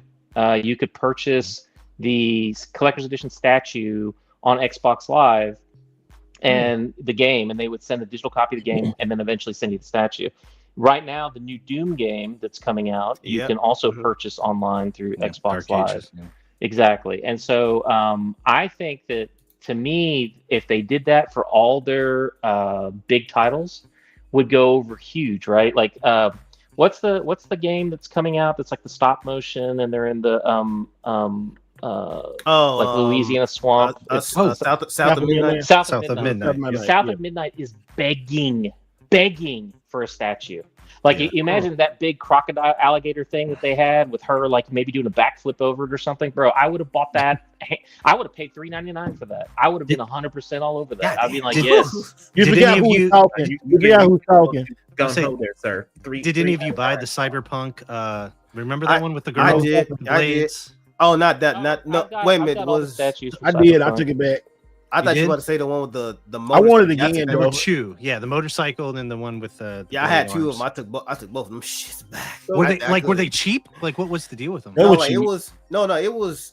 Now, I wouldn't even necessarily say it was cheap. It was how the game turned out. I said, "Oh no, if you think I'm paying $250 in the games like that, no." Oh yeah. I got you. Yeah, the game eventually. I mean, they did do a 180 and fix it. Mm-hmm. Yeah, 100%. Like 2.5 damn years later, I was like, at that point, I moved on. I said, I got other shit to play. But see, I actually picked up the Xbox One X version of Cyberpunk, the limited edition console. Mm-hmm. I did too. And yeah, so it's like I picked that up. I've got a couple of them just kind of like sitting back because I was like, I don't know which way. Of course you do. Yeah, but I mean, look, I don't know which way it's gonna go. You want to be able to open one, you want to be able to sell one, you want to be able to keep one. So yeah, that's how that works. But okay, so here's the biggest outlier, right? Because we just talked about, like, you're able to get statues for certain games. That's not every single game that drops a release. Like Bungie was doing that for Destiny when they were doing a new expansion. You could get like a ghost and some stuff like that. Oh yeah, you could do stuff like that. But like for every new game that comes out there and there's a collector's edition, if we're talking about a digital version, okay, yeah, you can buy the base at $69, $99 or $70, whatever. Oh, but then the deluxe edition is going to be $89.99, and then if you want the collector's edition digitally, it's going to be $120.99 or whatever. But like, what are you really getting? You're not getting anything tangible anymore. You're getting a couple of skins. Oh, you get 10 plus hours of extra whatever gameplay that's going to be unlocked for everybody else in 6 months. So that's not a win to me, especially if it's a game that I'm like, I don't know if this is going to be good. This is my first time playing the franchise. It could be completely a baller game all day. But that doesn't necessarily mean it's going to be worth $120 up front if I'm not getting a statue, some lanyards, and some stickers and stuff, you know? Yeah. So if we're talking about collector's editions now, we're already losing a disc. And from Mega's point, we might be losing a steel book in the future. Oh, we already are. Shit. Okay, we already are. Right? Yeah. Like I reviewed Mortal Kombat 1 when it came out, right? So that the Liu Kang statue. I reviewed that, right? And I was like, it was yeah. I was so excited. I canceled my pre-order. You canceled it after you saw my video. Yeah, after you showed it, I said, and I was so excited for it because I was thinking we were gonna get like the scorpion joint that we got before in the what was it, the Mortal Kombat Ultimate or whatever? Which one was it? I think it was 10, right? The Mortal Kombat X, the one with the 10. Like this one. Don't drop it, please, Steve. But yeah, don't drop it. Yeah. See, I was thinking we were gonna get something of that kind of quality, but we didn't. We got a 3D printed Liu Kang. It was 3D printed. It was 3D printed, and they had it was cheap. glow in the dark dragon ink on his arms. It didn't even glow in the dark. It barely glowed in the dark unless you had it in the sun for 20 minutes. It was the head that threw it off because his head was like disproportionately bigger compared to how his body looked. I said, ain't no way. Yeah, man. So it's like, I don't mind paying for we lost him. I don't mind paying for a really solid collector's edition, but like if we're gonna invest a couple $100 and you want it to be good. It's his head, bro. Like that's just throwing it all the way off. Like the dragons are dope, but I was like, what could have been? I like it. If the dragon's eyes would have glowed in the dark, or they would have been red or something, a little bit more definition to Liu Kang, because they had like this was the version of Liu Kang where he was the god version. They should have put some LEDs in it. That's what it's the art style too. Because honestly, base glow or something like that, you can turn a switch on or something like that. That would have made it a little bit better. So it's just, I like to give this to an artist and let them redo it, like let them repaint it and repaint it. That would be cool. Yeah, I bet they could do some cool stuff with it. Yeah, the style of it. The style of it kind of looks like it's like DC animated almost. Like if you look at his face and look at the force of a body, it don't look like the model from the game. It looks like it's an animated version. So that's. I bet you Saturn she can. I bet she can make this thing look dope. I bet you she could. Oh well, shit. I bet she could. Yeah, I bet she could. Go do your thing. Just commission her to do it. I mean, you ain't got nothing to lose. I mean, like the quality of it's already like kind of piss poor. So it's like shit. Anything she probably swag it out, make it better. So it's I mean, I like it, but it would. I get it. It wasn't like when you had that and then you get this. It's like night and day difference. Night and day difference. But I love collector's editions. I do. So that's why kind of video kind of hit me. Just like I felt it when I saw that. I saw both sides because we was talking about that forever. Like Nintendo collector's edition, especially on the Switch. When they first came out, they had the big nice Zelda big old box, and then everything was just shrinking. Like the Zelda sword. I was gonna ask y'all about those. Like what? Like, and I don't buy a lot of Switch stuff. But like, what comes in Switch collector's editions? Nowadays, it's actually I can take out this cube. I've been wondering, is it worth? Do you still got your Zelda one? I still got it. Do. You sold it. I sold one of. I had two. I sold one of them. I still have the other. I've never opened it. You should open up and see. I mean, it's still like it's not like expensive. Like I have that. I have the Dread. It's still sealed. Yeah. So you didn't open that shit. I mean, they're cool. Okay, so the Switch. I will say the Switch. He dropped. It's literally. Yeah. So it's a lot of them that look like this. It's literally just a box, an art book, and a steel book. That's about it. Like, but the Switch steel books are very nice. I do love the Switch steel books. Oh yeah, the steel books, they're really nice. And whatever, like an art card. That's about it. Yeah. Now my brother had showed me he picked up, and he may still have it. It was the Breath of the Wild though. In their Masters Collector's Edition had the Master Sword statue. I got to see that. It's actually really detailed. It's nice. And then it had like a carrying slate and a coin inside of it, tapestry, map, that kind of stuff. That one was pretty big. Yeah, that one was pretty decent. That particular one was actually kind of interesting because the Japanese version versus the American version, they have like 3 different collector's editions of the original Breath of the Wild. And Steve, were you and I hunting those down together? I don't know why I keep thinking that was you. No, not the Breath of the Wild. Well, wait a minute. On the first Switch ones, the first one. The first I think one. so. I think because that's before I left. Before I went to Texas. I got you. Okay, because it's like I ended up getting all 3 of the editions, but I have not opened them. And of course, it's like one of those deals where you don't really know what you have in the box until you open it. So I've always had like this kind of like question mark just sitting over them because I'm like, what does it actually look like? I've never actually put hands on it or opened it or anything because I was like, I'm just gonna let this sit here. I'm just gonna let it sit. Now, in terms of like the Xenoblade ones, I got all 3. All of them are built just like this. It's a art book, steel book, and like something else. Now the limited run versions. Actually, hold on. Let me get the other Limited Run does a good job with their collector's edition. They do the best ones because like some of my favorites are these No More Hero games. Like these No More Hero games. A lot of people don't realize that these are magnets on the side. So it actually. Oh, wait a minute. I think I got to switch. These are magnets. Oh, that's cool. It makes that too. Yeah. So it's like if you put them side by side, this is how it looks. And it's like his face. That's cool. That's really cool. Yeah, that is cool. And these it comes with steel books. Do that again. Which one? Oh, side by side. So put them side by side. Like I got them. I'll show you. If you put them side by side, this is how it looks. That's so very if cool. you put it, but how I got them set up. Let's see. I think it's this way. If you put them side by side, it's actually a magnet, so it ties both together, so it forms one image. That's so cool. Wow, I didn't know neat. they did that. That's super cool, actually. And that's only for some of them. But inside here, it's like a steel book, the game, of course, art book. I think you get a soundtrack in here too. Hold on, let me see. It's been a minute since I opened this up. Oh, I forgot. Yeah, it's a cassette and a CD soundtrack. So there's actually a cassette in here. That's cool. This thing's still sealed. Yeah, I didn't even open it up yet. And then a poster, like a wall poster, and then an art book. Yes, it's inside this thing. So yeah.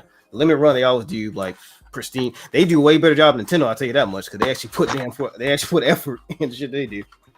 That's why I ordered like for the Terminator. The new Terminator game. Yeah. I got the that online edition for that. I got the whole shebang bang. Yeah. I said I'm I getting did that one too. I can't wait till they release it supposed for to be America. coming to Amazon. That same collector's edition is supposed to come to Amazon. Oh, and then I had it in the video, and I dropped it, but that Sonic Generation with the Sonic sitting on the Dreamcast. Yep, that shit was gone. Yeah, because when you sit there, I was like, "Oh, good looking." Now I gotta wait like a year and a half to get that shit, and then literally within an hour, I forgot to tell Steve that I told him that day. I was like, within an hour, that shit was gone because they only had everybody it on wanted Switch. it. Yeah, they only had it on Switch. I was like, damn, I want on PS5, whatever. I just want whatever is inside of it.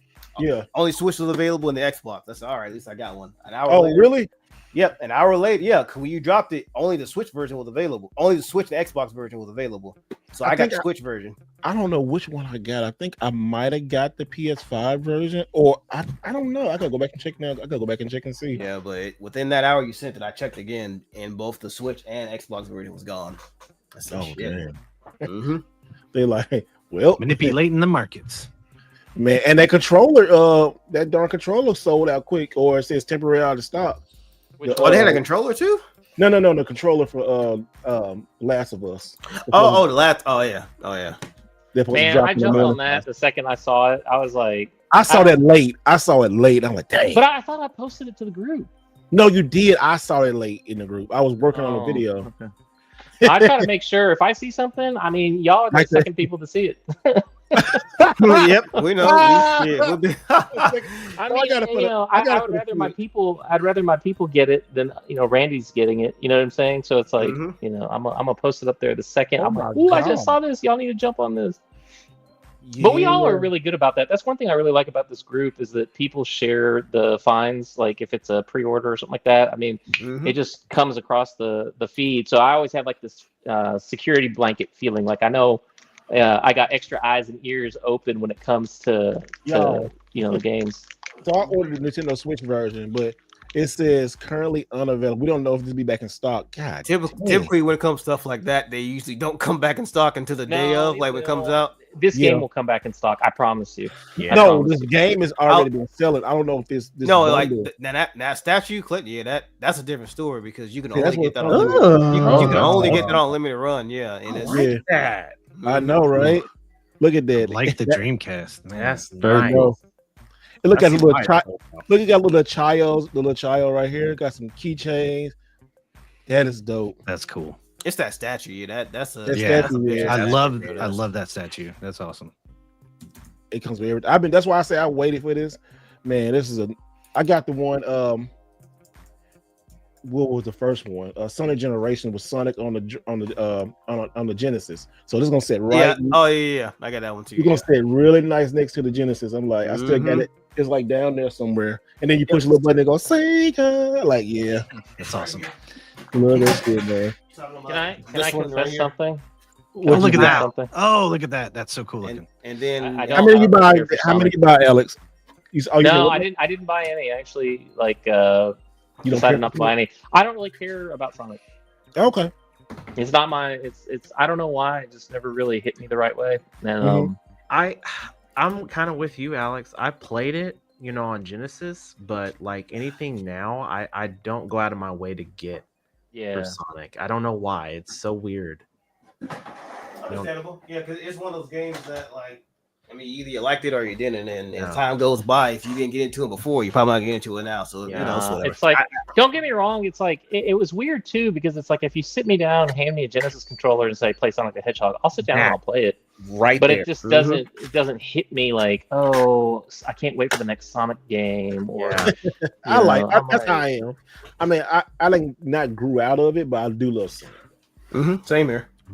I'm not it's all good. I mean, I'm glad that everybody likes different things. I mean, if we all like the same things, it'd be pretty boring. But it's just, Oh yeah, Mode 7 says I'm just surprised you didn't get this collector's edition.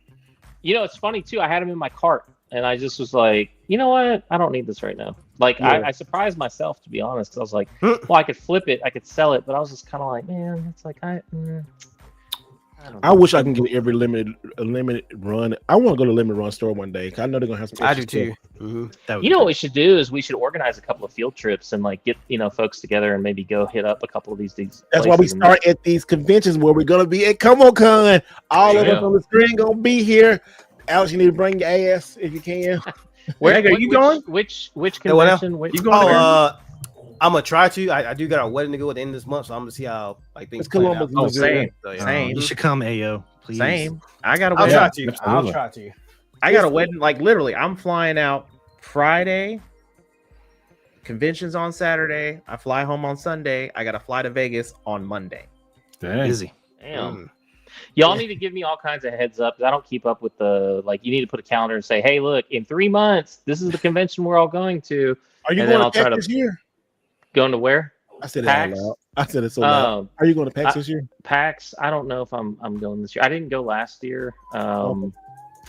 So it just, my biggest problem is I take the month of July off. Like I don't work at all in the month of July, and so it's like one of those deals where I always road trip, and so I'm going to be out July 1st and not back until I think July 30th of this year. So it's going to be a really, really long ass road trip. I think the longest one I had before this was 7,250 miles, and I think this one's going to be longer than that. Where are you going? All the way up to the northeast. Like we're gonna hit up the Canada. Well, actually, we'll be on the American side because you'll probably have to there'll be like a DMZ between us and Canada by that point. But it's like one of those things where we're just traveling east and northeast and being able to I wanted to hit all 50 states by car, and that's the last part of the grand scheme. This is the 4th year of doing these trips, so I'll be able to you really do got to go to like a one of these retro cons or something. Or you know what, we might be able to go to one. The Retro Ricks one, when it comes at the end of the Retro year. Fest. Retro Fest. That's right there in Conway. So yeah, you can go that way. I'll have to, like I said, I'll have to take a look and see and kind of what's up, and it'd be good to be able to do it with folks that you actually know and hang out with, because I think that you get that you got your crew and it's like, hey, what did you discover? And it's like you're helping each other do your segments and stuff like that. To me, that's kind of fun. Yep. Well, guys, this past the 3-hour mark. It's been great. Keeping me past my bedtime. Food. I love it. He gonna be like this in a minute. Yeah, I'll be out. He's gonna be sleeping. So we we want to thank our guests from the Wired Nerdy Podcast. Pencil have it, Keith and Doug, guys. Tell everybody how you find you, guys. Where can we find y'all at? Yeah, Keith, I'll let you go first. Yeah. Yeah. So you can find us all over the place. We do have a new Instagram. We like to troll Ness out there. We don't have a lot of followers, so you can see us troll him. It's kind of fun. But we're on all major platforms: YouTube, Spotify. If you like to listen, you like to watch. We like to celebrate all things. When it comes to tech games, we're getting ready to do some big stuff. Not only the retro cons, we're going to go to a Comic-Con soon. So we cover all kinds of stuff, and we just have a great time, great community. As Gamer ND was talking about, we like to celebrate that. So, Doug, your turn. Hey, I think you covered it, but yeah, it's fun to get together, talk about all kinds of things. We really feed off each other. This computer or my pickup today, this pickup. I really have to blame you for that, and hey, make him blame you and thank you at the same time. But I want to thank you right way, Neo Ness, for bringing us on the show. AO, it's really cool to get our passions out. We went past that 3-hour mark. Well, we went past it because we're talking about stuff we love, stuff we care about, stuff we want to invest in the future. So. Big thank you. I'm always the touchy-feely guy on the podcast, and Keith tells me to wrap it up. Yeah, I'm the stand-up. I'm the stand-up routine. He's a straight guy. So But thank you guys for having us on. Really, we appreciate it. We're fans as much as being here. We're so grateful. So thank you guys. You guys are awesome. Hey, we try to get y'all on here at least once a month, man. At least once a month, try to hook up and stuff. We're in text threads now, so it's getting a little, the relationship is getting great. I like to surround myself with great, positive people. I always say this is like therapy every week. This is my therapy, which I still go to therapy too. Get you a therapist. Some of y'all I'm telling y'all, get you a therapist. It's great. It changes your life. People need 2 or 3. Goddammit. Now I got Keith as my retail therapist, but it hurts me. I know. Yeah. Hey, you're not buying. Out. I need some of that Nest money. I was gonna say you need Nest money, and you're not buying Dodge Chargers yet. So yeah, I know, right? Yeah. We gotta get to the Dodge Charger. I'll be buying me GTRs and stuff like that.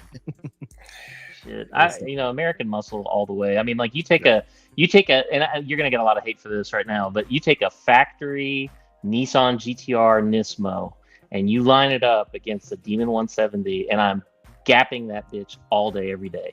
If you go and put you go and put $400,000 into your GTR, yeah, okay. Obviously, you're going to take me out because of the all-wheel drive and everything else. $400,000 in the GTR. Mm-hmm. I can tune it in just a transmission mod. I'm pushing 1,200 horse. Steve's going to blow past all of you in the Tesla. My whole entire thing is you got all these people that want to sit there. They never want to compare apples to apples. You take a factory stock motor set up and you compare it against the other one. It's like once you start modifying it, then it's a whole other ball. Hey, I'm gonna blow all y'all off the line, but you'll catch up with me later on top end. You'll catch top end is weak sauce. Yes, it is. It's not the long game. No, I mean it's like you look at all the electric cars that are out there. I mean, like the Lucid Air. Damn, that's like pushing it. And then you got the hypercars like the new McLaren and they're like the Croatian company, Rimac. I probably pronounced that incorrectly, but I mean like holy shit, the electric cars they've got are just insane. I mean, infinite torque right out the gates. They're scary. They just put your whole insides just all the way up. Yeah, big facts. Facts. I've done this that there a couple times. Man, this fool got a heavy foot, man. He don't know, like he don't. I do have a heavy foot for real. I literally do have a heavy foot. But that doesn't mean you're supposed to use it when I'm in the car with you, man. Like you supposed to give me a heads up. This fool be like, yeah, man. So we gonna go to this Goodwill. I'm like, whoa, what are we doing, bro? What are we doing? I had to get out the way of some things. I mean, I'm sorry. I'm like, bro, you could have easily just went around them nice and smooth. I'm like, bro, what is we doing right now? Trying to kill me. I'm like, bro, I need at least a 5-second delay before you hit the gas so I can prep myself. Hit the oh shit bars and hold on to my life, all that. I need that. All right, then tell me about where they find you at, man. Neoness, you can find me on the Instagrizzle at _Neo_Ness. You can find me on YouTube at NeoNess. Just dropped a new video today. Mission Neo Geo with Tiberius. So check that out. Collect and play the way you want to collect and play your games. Yes, sir. And Mr. Omega. Hey, Omega, what's up? Yeah, y'all can catch me on the streets of Twitter. I'm always on there. Instagram, YouTube. I was supposed to drop a video today, but got a little held up. I'm probably gonna be working on that after this podcast. So I will try to drop that to you guys tomorrow. It's gonna be a late night. But appreciate y'all for staying tuned with us, man. We almost 3.5 hours in. So yeah, y'all still rocking with us. No, right? So yeah, we appreciate that again. We'll catch y'all next week. And Alex took up like an hour of that talking segment, so Yeah, but it was quality. Not gonna lie.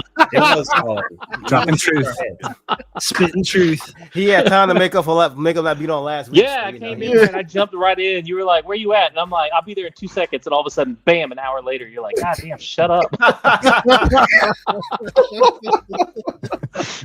He's like, "I got to pay my dividends for missing." Yeah, I know, right? All the weeks in. The funny thing is, I'm probably the least consistent about showing up to any of this stuff, and I honestly feel bad about it. But it's like I've got so much stuff going on all the time, I forget. Like if you don't send me a "Hey, are you getting on?" It's like I'll be like, "Oh shit, that was last night." God damn it, whatever. It's like I kind of move forward with it. But I mean, it's like I'm always down. I mean, it's not that I'm not down. It's just sometimes I got stuff going on, and sometimes I'm working, so I can't. So.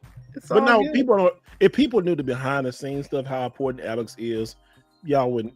You just don't know. Alex is very important. Like seriously. Well, I appreciate that, man. That's very kind of you to say. And honestly, I think that everybody here is important. I mean, the back channel communications are fantastic. I mean, I look forward to all the topics that we discuss, like offline. And I don't know.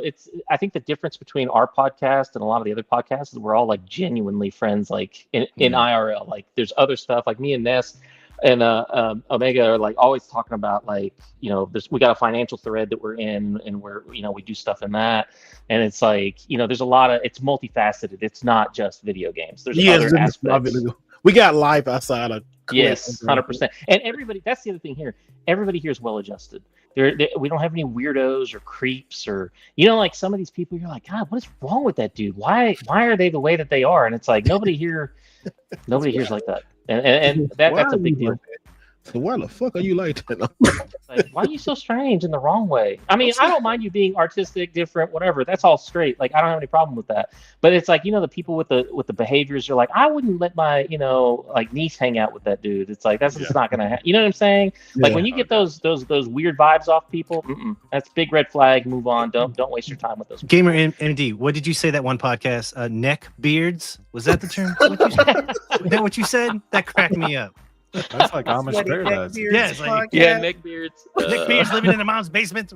You were on one of the hot rants. The incel clique. It's like that's it. Yeah, that's the incel clique. Incel neck beards mom basement. Yep. I absolutely love what we all built and stuff. Like this thing started about.